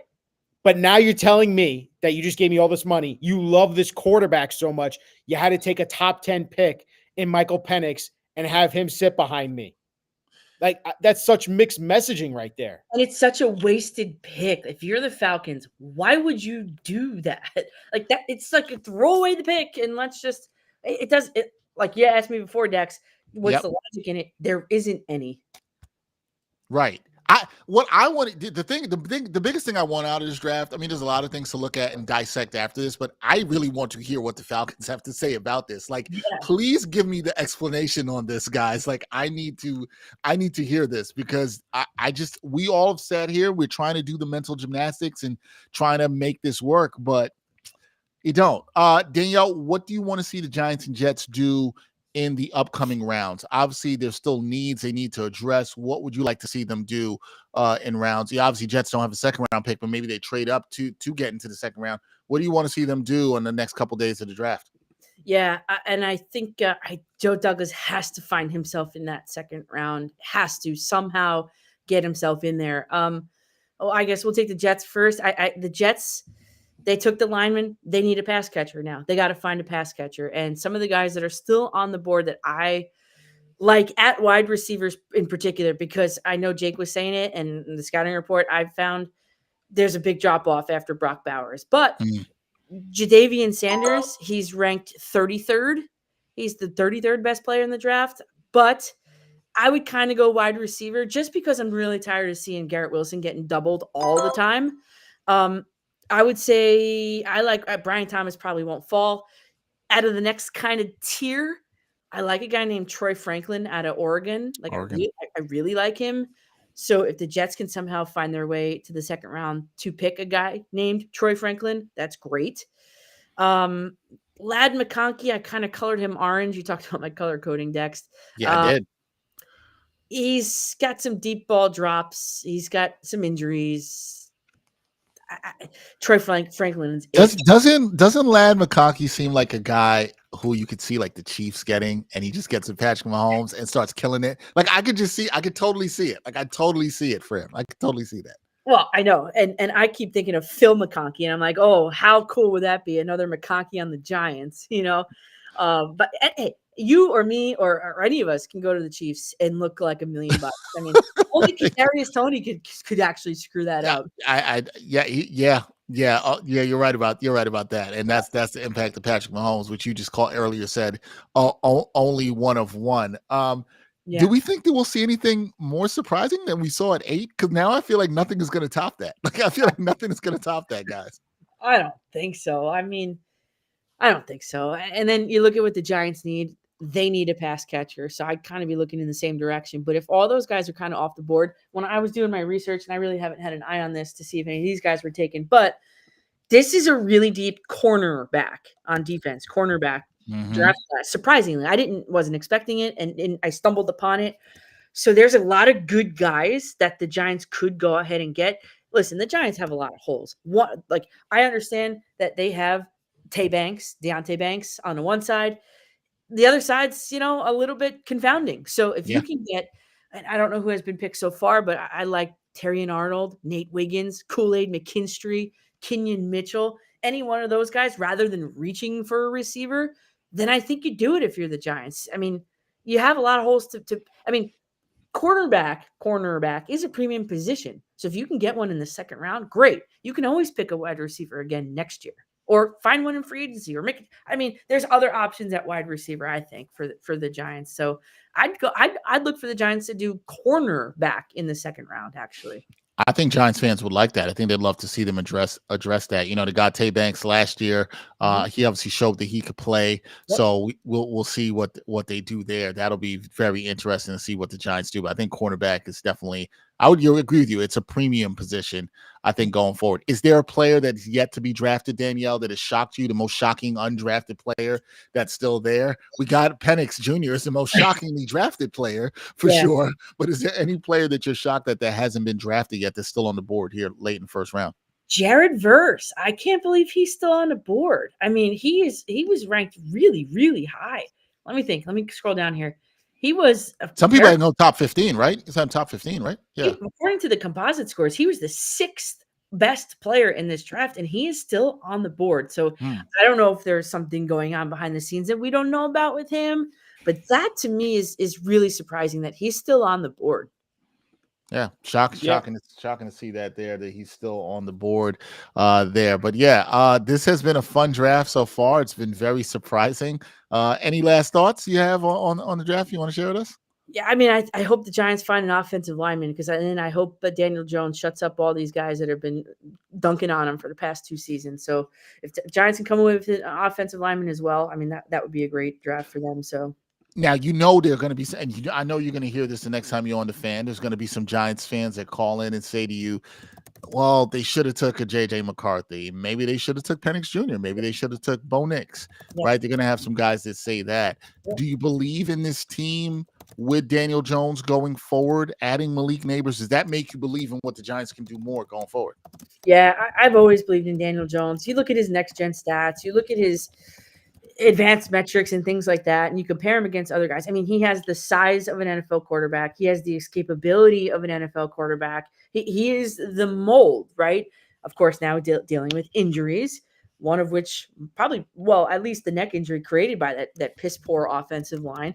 Mm-hmm. So, yeah, I mean, I'm rooting for him, man, and I'm a big fan of his. I think he could be a franchise quarterback. I know we're in year 6, but think about it. He keeps having to reset himself every year, whether it's a different head coach, a different offensive coordinator, a different, he's had to learn. He's a smart guy, clearly. He's learned so many different offenses on this team. So, I mean, I still believe in him. I'm the biggest Daniel Jones rah-rah person there is. So this is probably not a great question for me, but listen, even if it's not him, like a lot of Giants, you know what my rebuttal is? Okay, well, if Daniel Jones sucks so bad, then the Giants are just going to be right back where they are again next year, aren't they? And they could take their quarterback then, if that's the case. So that's fair. I don't know. So that's my final 2 cents there. But I think it's been exciting. I think the Giants and Jets both hit it out of the park in round 1, and I'm excited to see what they both do in round 2 and beyond. All right, I like it. I like it. We had positivity on the show for the Giants and Jets. No negativity. That's a good thing. It could be Negative for the Falcons, a lot worse. Yeah, for the Falcons. And what are they doing down there? No one has any effing idea what the hell they're doing. Yeah, I got to text some folks down in Atlanta. I got to figure out what's going on. I have no idea what the Falcons are doing. Danielle, when you figure it out, please text me and let me know because I have not figured it out yet. I haven't figured it out. Danielle, appreciate you joining us. Thank you so much. Everybody go give Danielle a follow. Listen to her on WFAN. She does such a great job there. Appreciate you, Danielle. And listen, next year, I expect you to have like 2 binders thick of like color-coded draft notes. Like now I know who to talk to when I got to get that draft analysis. I know who to talk to. That was meant to be that night when you walked in. And I was like, the draft is my thing. And I picked up my laptop and I was like, look at all these notes. I was impressed. And you impressed us here. Thank you, Danielle. Appreciate you. Thank you, Danielle. Thank you, guys. Appreciate it. Check her out, the great Danielle McCartan from WFAN, host, one of the best out there, joining us here on this live draft show. We did this for the first time. So glad with all the guests that we've had. I've been trying to watch a little of the Knicks game. The Knicks just lost game 3 to the Sixers. They fall there. A little bit disappointing. Jalen Brunson did have a big game. I didn't see what he finished with, but he had himself a huge game. I think he finished with 39 points. Joel Embiid finished with 50. Big story from that, Dex, is Joel Embiid flagrant foul on Mitchell Robinson, and Robinson didn't return. Kind of a dirty play, to be honest with you. So be interested to see our guy Brian Fonseca is going to be breaking that down for us tonight, which is pretty awesome by him. But yeah, Knicks fall in that one. Tough one, but like Jake Brown said, Knicks in 5. Knicks in 5. I still like that. I did not. The Rams just took Jared Verse after we just said goodbye to Danielle. Say goodbye to Danielle. They take Jared Verse. All right, not bad. Exciting night in New York sports. Jets fans, Giants fans, let us know what you think about this pick. We've had some good guests. We got one more guest coming up to join us, and that is John Jastrzemski. He will join us soon, and we'll sort of recap the end of this first round. We've been going 2 hours strong. Brandon was out here.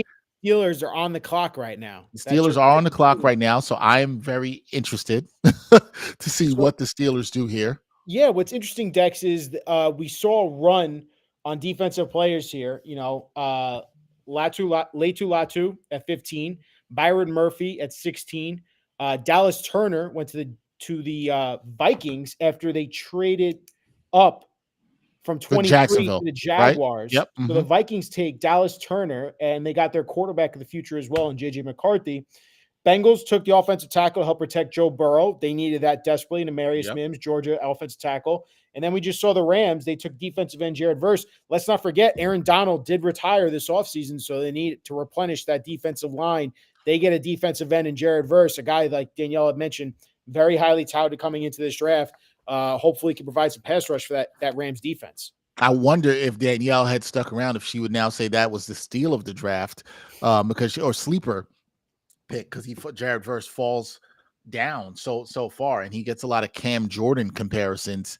Is what you'll see with him, which I'm sure the Rams would be thrilled with. So it's really interesting. We'll see what the Steelers do here at 20.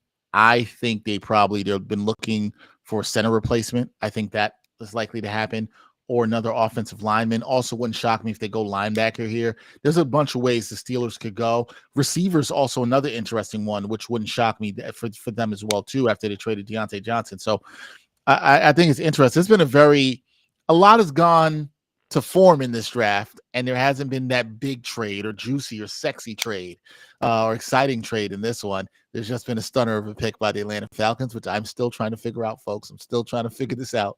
I cannot make any sense of it at all. I wish I could, but I just don't have any sense made of it at all whatsoever. So it's really interesting. And Dex, I think Rossini, I trust her, and I trust her reporting on this because she's tied up with these NFL people. The fact that Kirk Cousins admits he's stunned, and clearly there was no discussion before tonight of, hey guys, we're going to end up taking a quarterback here in the top 10 and not a defensive player.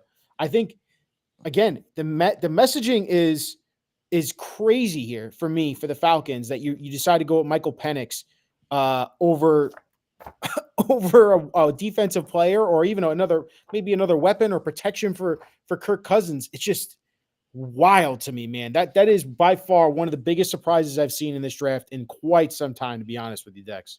I mean, I don't remember the last time I've been that shocked by a pick. So now I'm thinking about what you said, and I think a lot of it has to do with what we were talking about with some of the fans who were on here, who said you can't take Penix Jr. first round. We were just talking about taking him in the first round. I don't think anybody thought he was going top 15. And maybe you would say possibly if somebody really liked him around the middle of the draft. Look, we talked about this at the top, Ryan. When it comes to quarterbacks and you're doing this, you better be right. You got to be right with this, especially when you just gave Kirk Cousins the bag. And I think many people would have said that was a questionable move by Atlanta in the first place. Now, that's no shade to Kirk Cousins, because I think Kirk Cousins is who he is, but coming off of an injury to get the bag the way he did, and then you're investing in him to lead your team for the future, and you're thinking, okay, he's got the weapons with Bijan there, and you know what they can do. All right, let's see what they do. And then you take a quarterback. Well, and if Kirk, and here's the other thing, and I want to pull folks a little bit behind the curtain here. And it's somebody here. I would say that this is a great comment we got here on YouTube. Penix Jr. is the true number 3 quarterback in this draft. I called it. Well, I don't know if you work for the Falcons.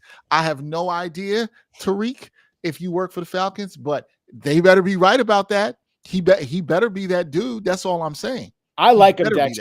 I think he's a stud. I think Penix has ridiculous arm talent. I think, like I said, the accuracy is NFL accuracy. It's a matter of he's a pocket quarterback. He's not athletic. He's not going to burn you. He's not going to, kill you with his legs, but he can tear you up from the pocket. So it's a matter of keeping him upright. But again, you believe in him, right? Yeah. I don't mean to cut you off, bro. No. You believe in him.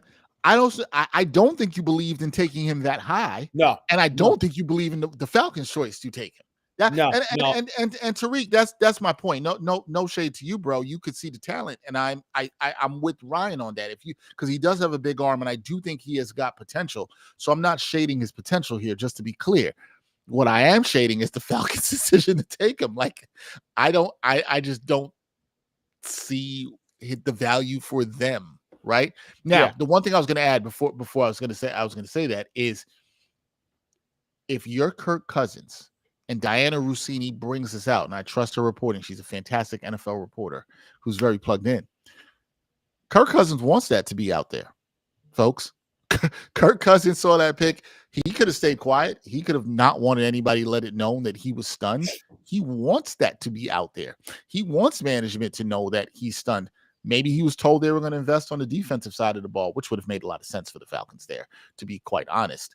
Or possibly, get some protection on the offensive line. I think that also could have made a lot of sense with a quarterback coming off of an injury. However, I don't get paid the big bucks. Tariq, you don't get paid the big bucks. Ryan doesn't get paid the big bucks. And yeah, so Tariq's actually saying he still would have picked him at 8, even as a Falcons fan. Maybe. Tariq's out here saying it with his chest. I love it. I would have. He will be better than the QB's pick before him. Book it.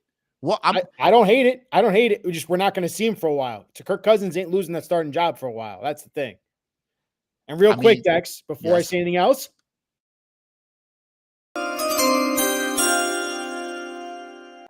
We haven't played that for a while, and I got to play it because your Steelers are about to make their selection, and I can't wait to see your reaction when you find out who this is. I'm very intrigued. Ooh, Cam Hayward's announcing the pick. Okay. I like that Cam is announcing the pick here. Wide receiver. What do you think? I think Thomas out of LSU. I think wide out. It might be early for them to take a center. I know they need to replace Mason Cole. I don't know. There's a lot of ways. I'm probably not going to be mad at a plethora of things that could happen here. If it was me, I'm going wide out. Yeah, Brian Thomas led the nation in touchdowns, I believe, last year, right, from LSU. Yeah, I wouldn't mind that. I could see him fitting well. I mean, yeah, you traded away Deontay Johnson to the Panthers, so you Pickens need to replace is going to need some help. It wouldn't shock me at all. We'll see. So, by the way, Cam, I like that green suit. Yeah, nice choice. Nice choice there. Nice choice. See what they got. And Tariq let us know that he's a Giants fan saying this. So no reason to hate the Falcons. I wanted the Giants to take Michael Penix, to be honest with you, but trade back into the first round and get him. Which yeah. Well, I mean, if the Falcons value him that high, I'm just saying they got to be right on that for sure. This is a pretty cool moment right here. Walter Payton Man of the Year for Cam Hayward announcing this pick. Love that. Love seeing that. Look at that crowd. That crowd it's crazy, in Detroit. Man. It's crazy. Would you want to be there? Well, I went to the first one that was away from New York City, so I went for work when I was at ESPN. Okay, so the Steelers take Troy Fautanu, guard/tackle. Not really sure which position it'll be, but they beef up the offensive line. They take Fautanu. I can't say his name. Troy Fautanu from Washington. Yep. Stud at left tackle, help protected Michael Penix. Even though Penix is a lefty, it was his front side, but he played mostly at left tackle this last year in Washington. He can play anywhere on that offensive line, Dex. I love this pick for the Steelers. It's his classic Steelers pick.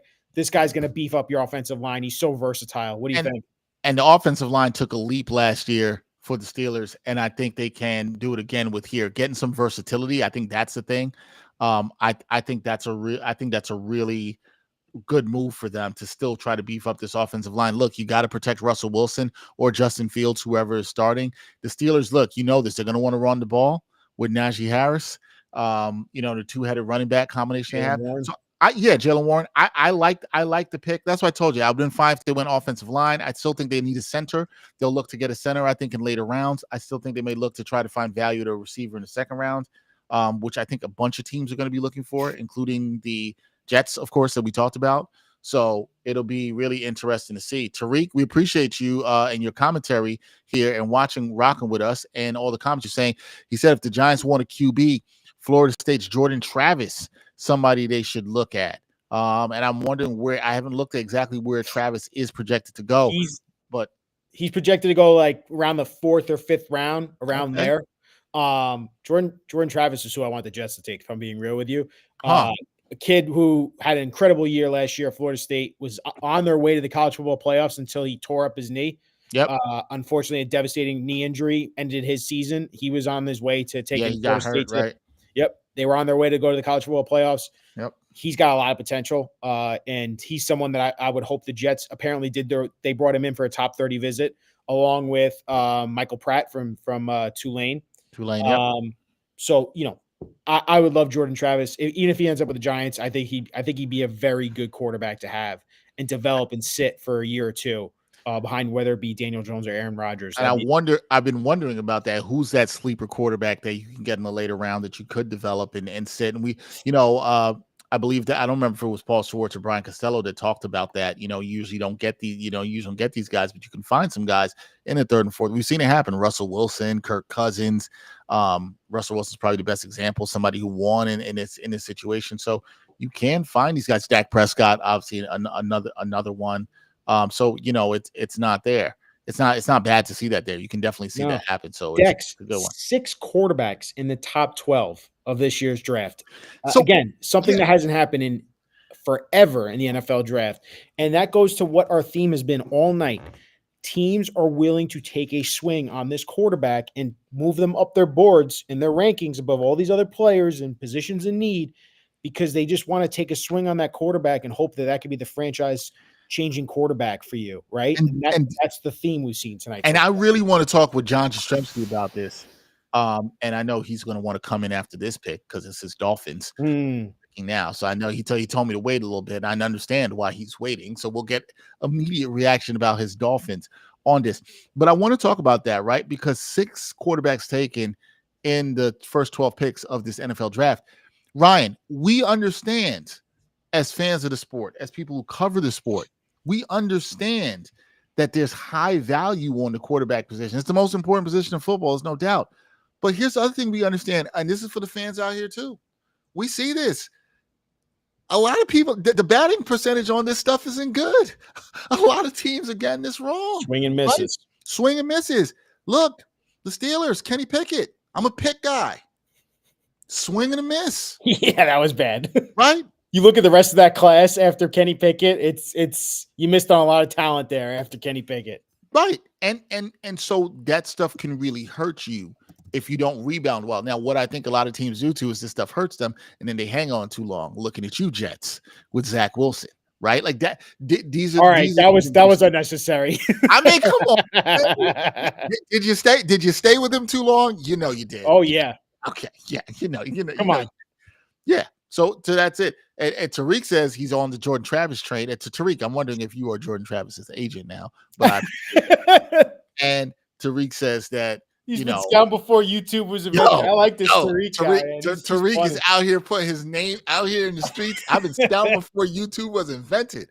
I see you, brother. I see you out here doing the work. We appreciate that. But he said the Giants better pounce on Jordan Travis. Said he won't make it to the 4th round.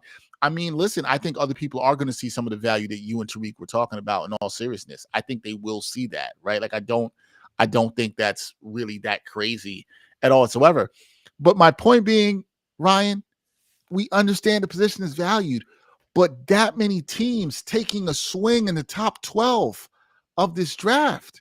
Bo Nix to the Denver Broncos. We didn't even mention that before because we were so busy with everything else going on. Yeah, where are you on? Where are you on Bo Nix? You like Penix more than him. I love Penix. I love Penix. So I'll state that repeatedly. Bo Nix, I don't get it. I really don't get the Bo Nix pick. This screams Sean Payton project right here. That's an interesting one for me, man. Bo Nix, guy who transferred from Auburn to Oregon, put up some really good numbers, obviously, but I don't see it with him, to be honest with you. That's gonna be Dex. I think we should bring someone in though that might be excited about this Dolphins. Yeah, this man is going to be excited about this next pick because it is with his team, the Dolphins. I just got the pick from my team, and so now this man comes in and he is the great John Jastrzemski. We call him JJ. You see him appearing on SNY. He's also a host of the New York podcast On the Ringer. JJ, what's up, man? Boys, perfect timing, right? I come in the street Yes. right as the Dolphins are making a pick. It's been an insane night. I'm doing TV in about 15 minutes. Life is good. What's up, boys? Let's do it. First of all, bro, I appreciate you making the time. When I talked to you the other night at the Garden, you said, yeah, Dex, of course, I'll hop on. I know you love to talk football. Let's start with this here. You're a Dolphins fan. What do you want to see the Dolphins do here at 21? What do you want to see them do? You tell me they go defensive or offensive line, I'm going to be A-okay with it. They lost a Okay. couple of defensive linemen, Van Ginkel and Christian Wilkins in the offseason. Robert Hunt got a big contract from the Carolina Panthers. I do not want to see them go with a wide receiver. They need a third receiver. I don't want that in the first round. You can get creative, get a second-round receiver, go bring in Boyd or Odell Beckham Jr., So give me an offensive or a defensive lineman. Actually, give me a defensive lineman. That's what I want. Chop Robinson from Penn State. Penn State kid. I like that. Yeah, it's a good pick. Okay. That's a good pick. Okay. I don't usually root for people from Penn State, as people know why. See, my sister went to school there, Dex. So, that's like my second alma mater now. Not Syracuse #1, but, my parents made enough money. Oh man, Penn State. Yeah, okay. I'm gonna be nice. I'm gonna be nicer than any Lions fans. That's fine. You don't have to. I'll be nice. I'll be nice to them. We were just talking about this, JJ. When you look at this draft, 6 quarterbacks going in the first 12 picks. We've not seen anything like that before. What do you make of that? Everybody's, I want to call it swinging for these quarterbacks. And we know the percentage hasn't been good on teams hitting with these quarterbacks. What do you make about that? And what does that tell you about the trends in the league and how we saw with the draft tonight? Well, I think it speaks to the idea that, hey, these teams look at the position and say, you got to try to capitalize with a young, cheap quarterback. And I know it's a first-round pick, but we're still talking about young and cheap with a lot of these guys compared to free agents. Although if you're the Atlanta Falcons, you go and draft a quarterback in the first round. And, oh, by the way, go and give a quarterback $200 million. So try to make sense. Can you explain that? Can you explain that to us? Can I explain that? No, I have. And I like Michael Penix, guys. In fact, I would have suggested to the Giants, Neighbors at 6, loved it, slam dunk. I was thinking, wow, can the Giants get back to 14? Can the Giants get back to 13? Little did I know Penix would go in the top 10 of the Falcons. He's 25 years old. He's got to play right away. The idea of him sitting for a year or two behind Cousins, bizarre. It's just bizarre. Yeah, we had Danielle McCartan on before. We were trying to make sense of it. None of us could make sense of it at all whatsoever. I do think you make an excellent point in terms of the teams trying to win with cheap young talent, right, at the position. My thing also is just that we know this doesn't pan out a lot. But when you look at the top quarterbacks, JJ, did the top quarterbacks land in the right spot? And I mean, that includes Penix too. Did all these quarterbacks land where you think they're in a place to succeed? So Caleb Williams, slam dunk. I love Caleb Williams and Adunze. I mean, that is spectacular. The Bears have not had a good offense, guys, our entire lives. If the Bears can't have success offensively with what they've done over the last 2 years, it's just never, ever, ever going to happen. So I think Caleb Williams is going to be a smash success in Chicago. Daniels, work in progress with Washington. Maye, the Patriots stink. The best thing he can do is sit for a good majority of this year because they don't have the infrastructure. They don't have an offensive line. They don't have weapons. Ease Drake Maye into it, but he's super talented. I don't like McCarthy at all, guys. I thought it would have been a monumental mistake for the Giants to take him at 6. That all being said, I think McCarthy's in a great spot. He's got an offensive coach. He's got top 3 receiver in the league. Yep. Addison, to me, is a 1,000-yard potential type guy. He's set up rather nicely. Like if I'm looking at rookie quarterback situations, Chicago and Minnesota profile really well. Okay, I like that. Chicago and Minnesota as the spots that were good for them to land there. Do you have a best draft selection of round 1? I was just asked this a few minutes ago. I went on with our buddy Tate Frazier on FanDuel TV. I went with Adunze. Like, I'm not giving you Caleb Williams. He's the number 1 pick in the draft. Right, like that's lame, right? Like that's super, super lame. I like Neighbors a lot for the Giants. I know the Giants didn't end up with a quarterback here, but I'm glad they didn't reach for one, if that makes sense. And they got, to me, a superstar talent at wide receiver that, in theory, should help Jones or whoever your quarterback is going to be. But I just love the idea that you could get Adunze within the top 10, and he gets to go and play with Caleb Williams and DJ Moore. I'm fired up about that. I'm not even a Bears fan, and I love it. Yeah. And Keenan Allen and Cole Kmet. Yeah, that offense should be sick, like you said. If they can't make that work, that's a problem. What did you make of what the Jets did, JJ? I totally understand it. Now, I projected them to go and get Brock Bowers, and I thought he would have fit great in the slot. Mike Williams misses time. Garrett Wilson's obviously a stud, but, he's going to get attention. He's still going to get attention. I was dreaming of what Brock Bowers could look like in this Jet offense. However, you got a 40-something-year-old quarterback. Tyron Smith, tremendous player, never plays. Morgan Moses, older player. Simpson, older player. Vera Tucker, never plays. If they don't have competent offensive line play in front of a 40-year-old quarterback who just ruptured his Achilles, Brock Bowers could be open until the cows come home. he's got no chance. He's got no chance. So I get it. And you look at the Penn State tackle and say, hey, can he play guard? Is he going to play tackle half the year when Tyron Smith misses time? Makes sense. Yeah, no, it makes sense. As Jake Brown said, it was on with us. He said it's, not the sexy move, but it was the smart move. So you got to like that. Giants fan and Jets fans are going to know this. We know you got a couple more minutes. Did the Giants and Jets get better tonight? Yeah, I'd have to say yes. I mean, the Jets added hopefully a legitimate player on their offensive line. Now, remember, guys, the Jets also drafted a first-round tackle a few years ago. It was an absolute disaster. So they better hope that how do we say this kid's name? The Penn State Olu Fashanu. Fashanu. I got to work on that, by the way. I'm going to have to work on my pronunciations. It's not exactly the JJ Strong suit out of Syracuse. Fashanu, Fuaga, Fatanu, all these guys. There we go. I got it. Fashanu. I got it. But they better hope he's not a repeat of Becton. And as far as the Giants, I love it because they got a legitimate number one receiver. That's something they have not had since Odell Beckham Jr. Yep, no doubt about that. Are we going with Penix Jr. as the biggest reach in the draft tonight? Is that See, solidified? it's weird. I don't. Because now he's not a reach. I don't think he's a reach. In terms of talent, right? It's a weird pick. That's you didn't need a quarterback there. Like you spent $200 million on Kirk Cousins. Maybe you go and get him a Dunze. Maybe you go get a top defensive player or another lineman. It's bizarre. It really, really is bizarre. Who do you think is out of the draft selections? And last one for me before I let you go. Out of the draft selections we saw tonight, who do you think is maybe the biggest sleeper? Somebody that might be undervalued, that people might have been sleeping on, that you're like, hey, that's a really good fit for them there. They got something good out of them. I know a lot of things went to chalk as we thought they would in this draft, but who's your sleeper? Do you have a sleeper? Very chalky. Murphy out of Texas. Okay. I wanted the Dolphins to get him. I think he's the best defensive player in this draft. Yeah, that's my guy. All right.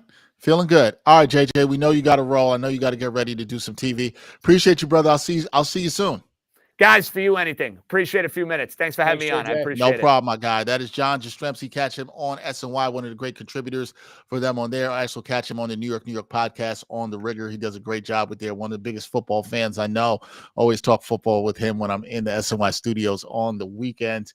So, unbelievably, the draft is still going. I said this for many years. I think the draft is still too long. I'd love the picks to get down to 5 minutes if I could personally. Dex, it feels like, those first 10 picks, we were ripping through them. Like we were going quick. It just got really slow between 10 to 22 here. Yeah, it got really slow. But we had a good night here tonight. Lord knows how long it'll take for these final 10 picks of this draft. Who nobody knows there. We love you people for who came and rocked with us. We're not going to stay with you for the final 10 picks of this draft. No, let's stay on for another 15 minutes. I got my boy Frankie Vittorini's ready to come on here in 5 minutes. Oh, let's do it. I didn't realize I was going to say I thought it was a wrap for us with the guest, but we got my man Frankie Vittorini who we love of U Stadium to come and rock with us. We got to get his crazy ass to come on here and talk about the Jets, right? What'd you say? Say it again. So we got to get his crazy ass to come. Oh, we got to get his crazy. We got to get his crazy behind on here to talk about the Jets because, and it's funny. I have no idea what Frankie's reaction is going to be on this. I would think it might be as measured as Jake Brown's was. I have no idea, and that's why we love you, Frankie. That's exactly why we love you. So I have no idea, but I definitely want to hear what Frankie has to say on that. Thank you again to everybody watching, however you are watching. We're glad to have this on all the platforms we do. A lot of people watching on Twitter. I noticed that tonight. So a lot of X. Sorry, I got to make sure I forget about the change. It is called X now. Some people watching on Facebook. A lot of you rocking with us on YouTube, on the New York Post Sports YouTube channel. If you like the content, please subscribe to the channel. We do some great content produced by myself, Ryan Sampson, Emma Kate Austin, the great team here, Brandon London. So shout out to the whole Brandon coming on here with craziness with the Giants fans from the stadium. That was pretty cool, huh? And we did not plan that, people. No. Just to let you know. Also, Brandon, if you're still watching, out here letting the people know what we're eating. We didn't need that. That was for the private chat. They didn't need to know about Ryan's M&Ms and my wheat thins. They didn't need to know about that, but he's out here. But listen, Brandon got some good fans. We had no idea what they were going to say, which can make things a little dicey when you're doing things live. But we appreciate it. The passion was there from the Giants fans. So if you got some passionate takes, people have been sharing good stuff. Tariq, who's been in the chat on YouTube, sharing with us his scouting ability. And you know what? Hey, we got you, Ryan. We got JJ. We got Tariq. Everybody's high on Michael Penix Jr. You know what? Penix Jr. is one of the people I can't wait to hear from.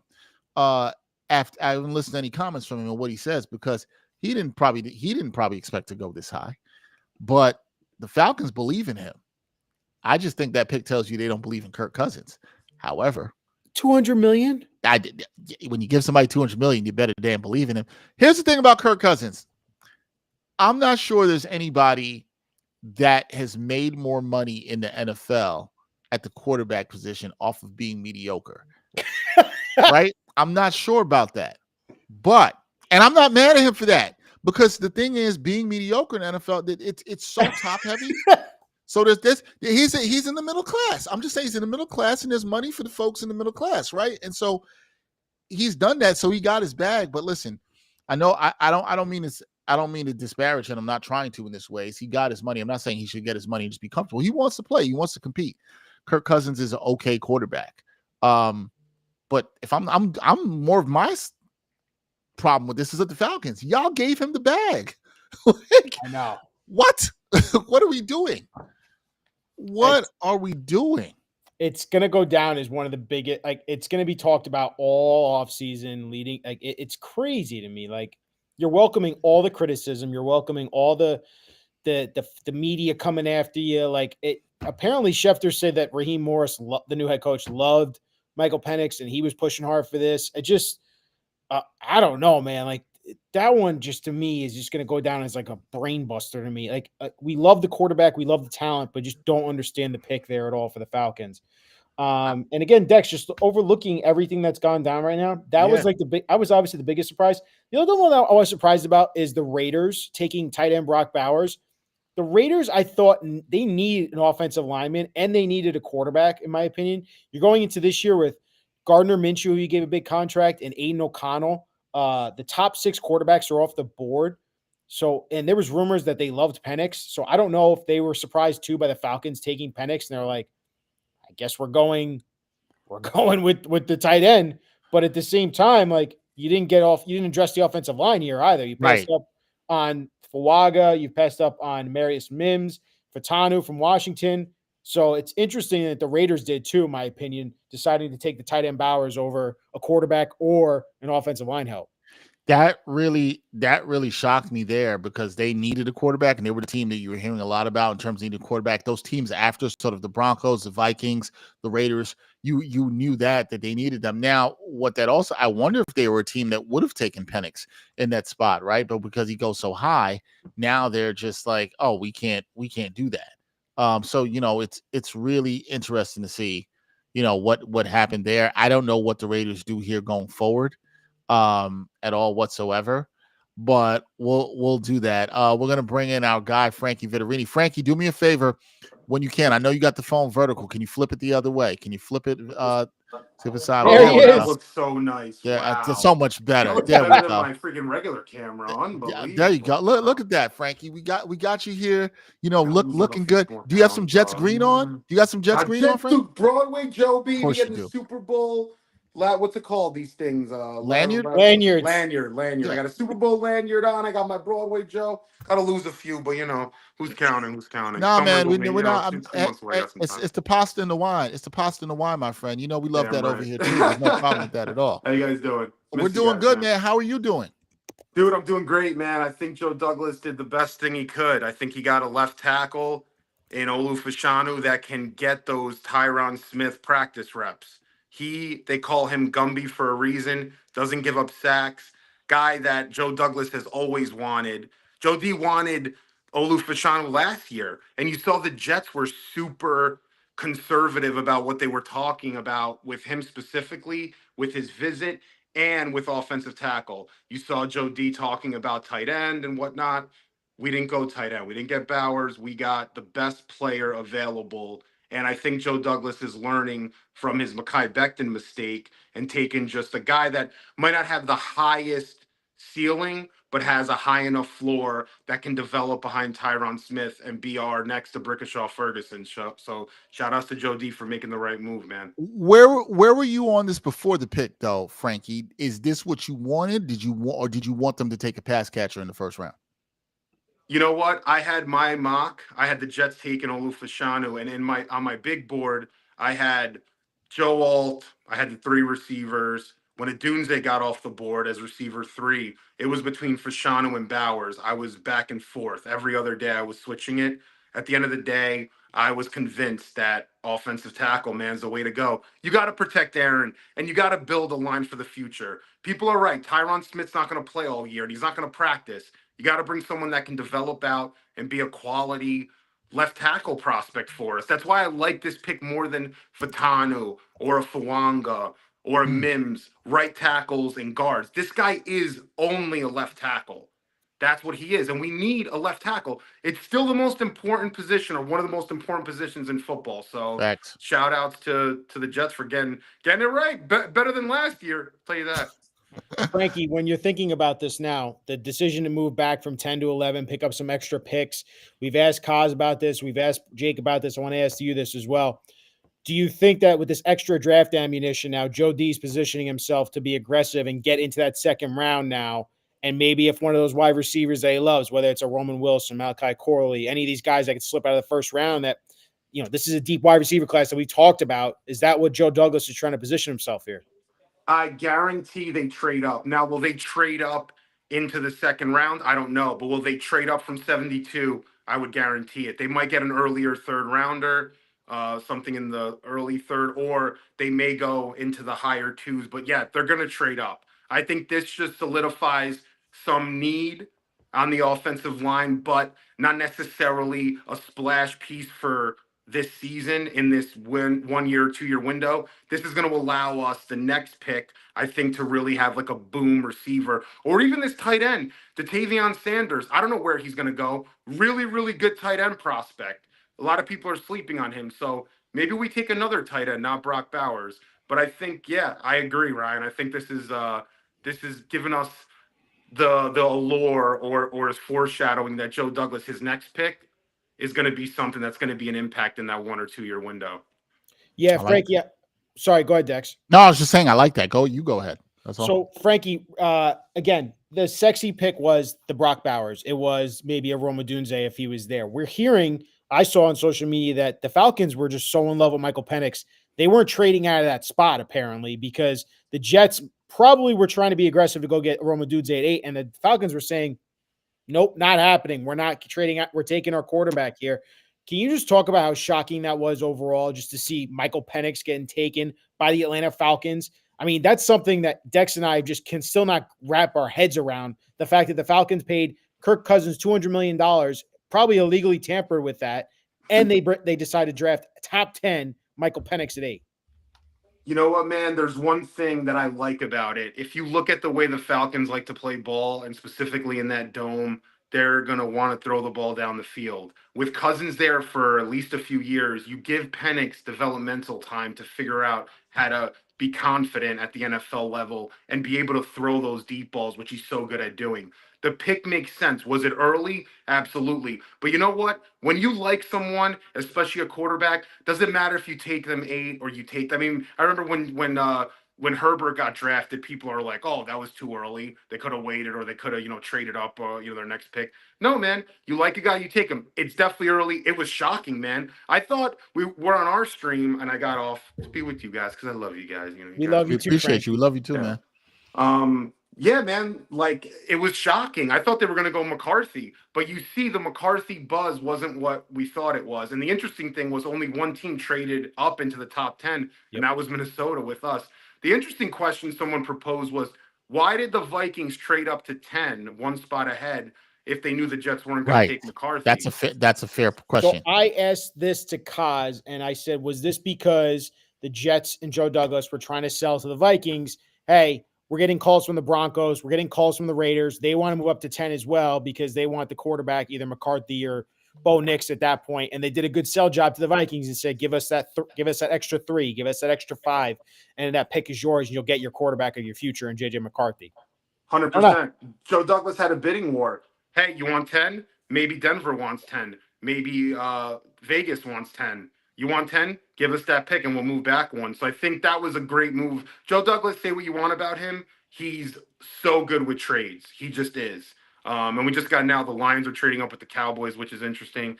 Cowboys have traded number 24 pick. The Lions are now on the clock, which is interesting. Okay. But yeah, no, man, listen, Joe Douglas, a lot of times he likes those higher upside players. He likes those guys that had those high ceilings.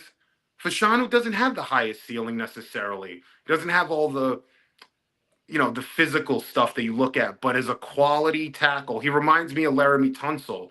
If he works out, he's going to be the best left tackle in the game. Not an over-dominant left tackle, not Trent Williams, but someone that'll just be there, high enough floor, and someone that you can depend on to play. Because we saw with Becton, man, these guys get hurt.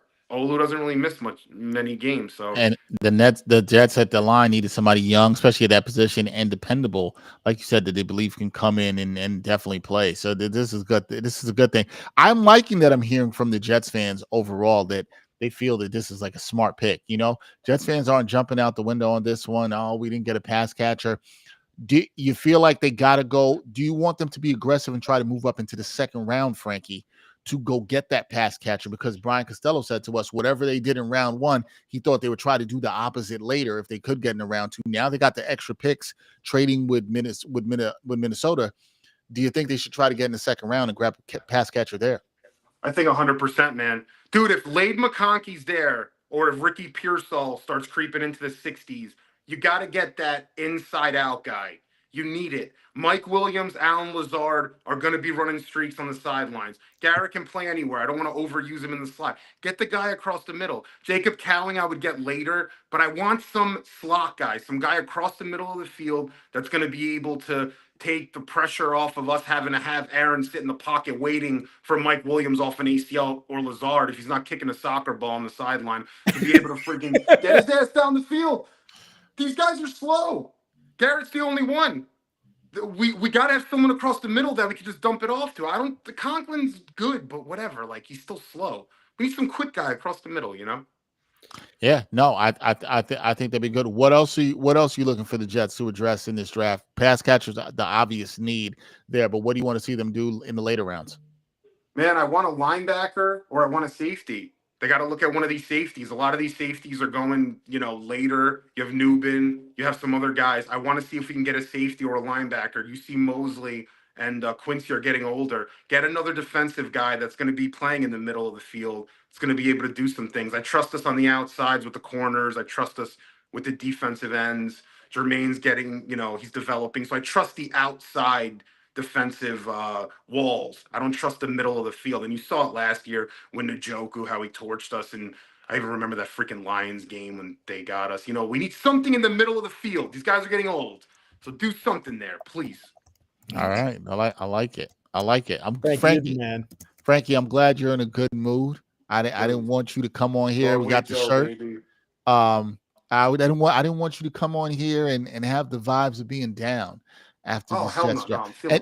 And it would have been worse because I know Ryan would have been here not in a good mood either. I wasn't trying to have that. Like we didn't need that at all. I'm just glad we didn't take the tight end.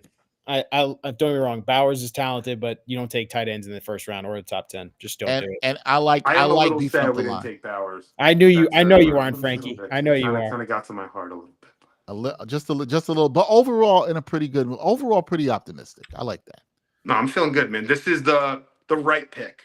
The right pick. So, I don't think it's it's not like the most explosive pick, or it's not got like the highest upside. It's the right pick.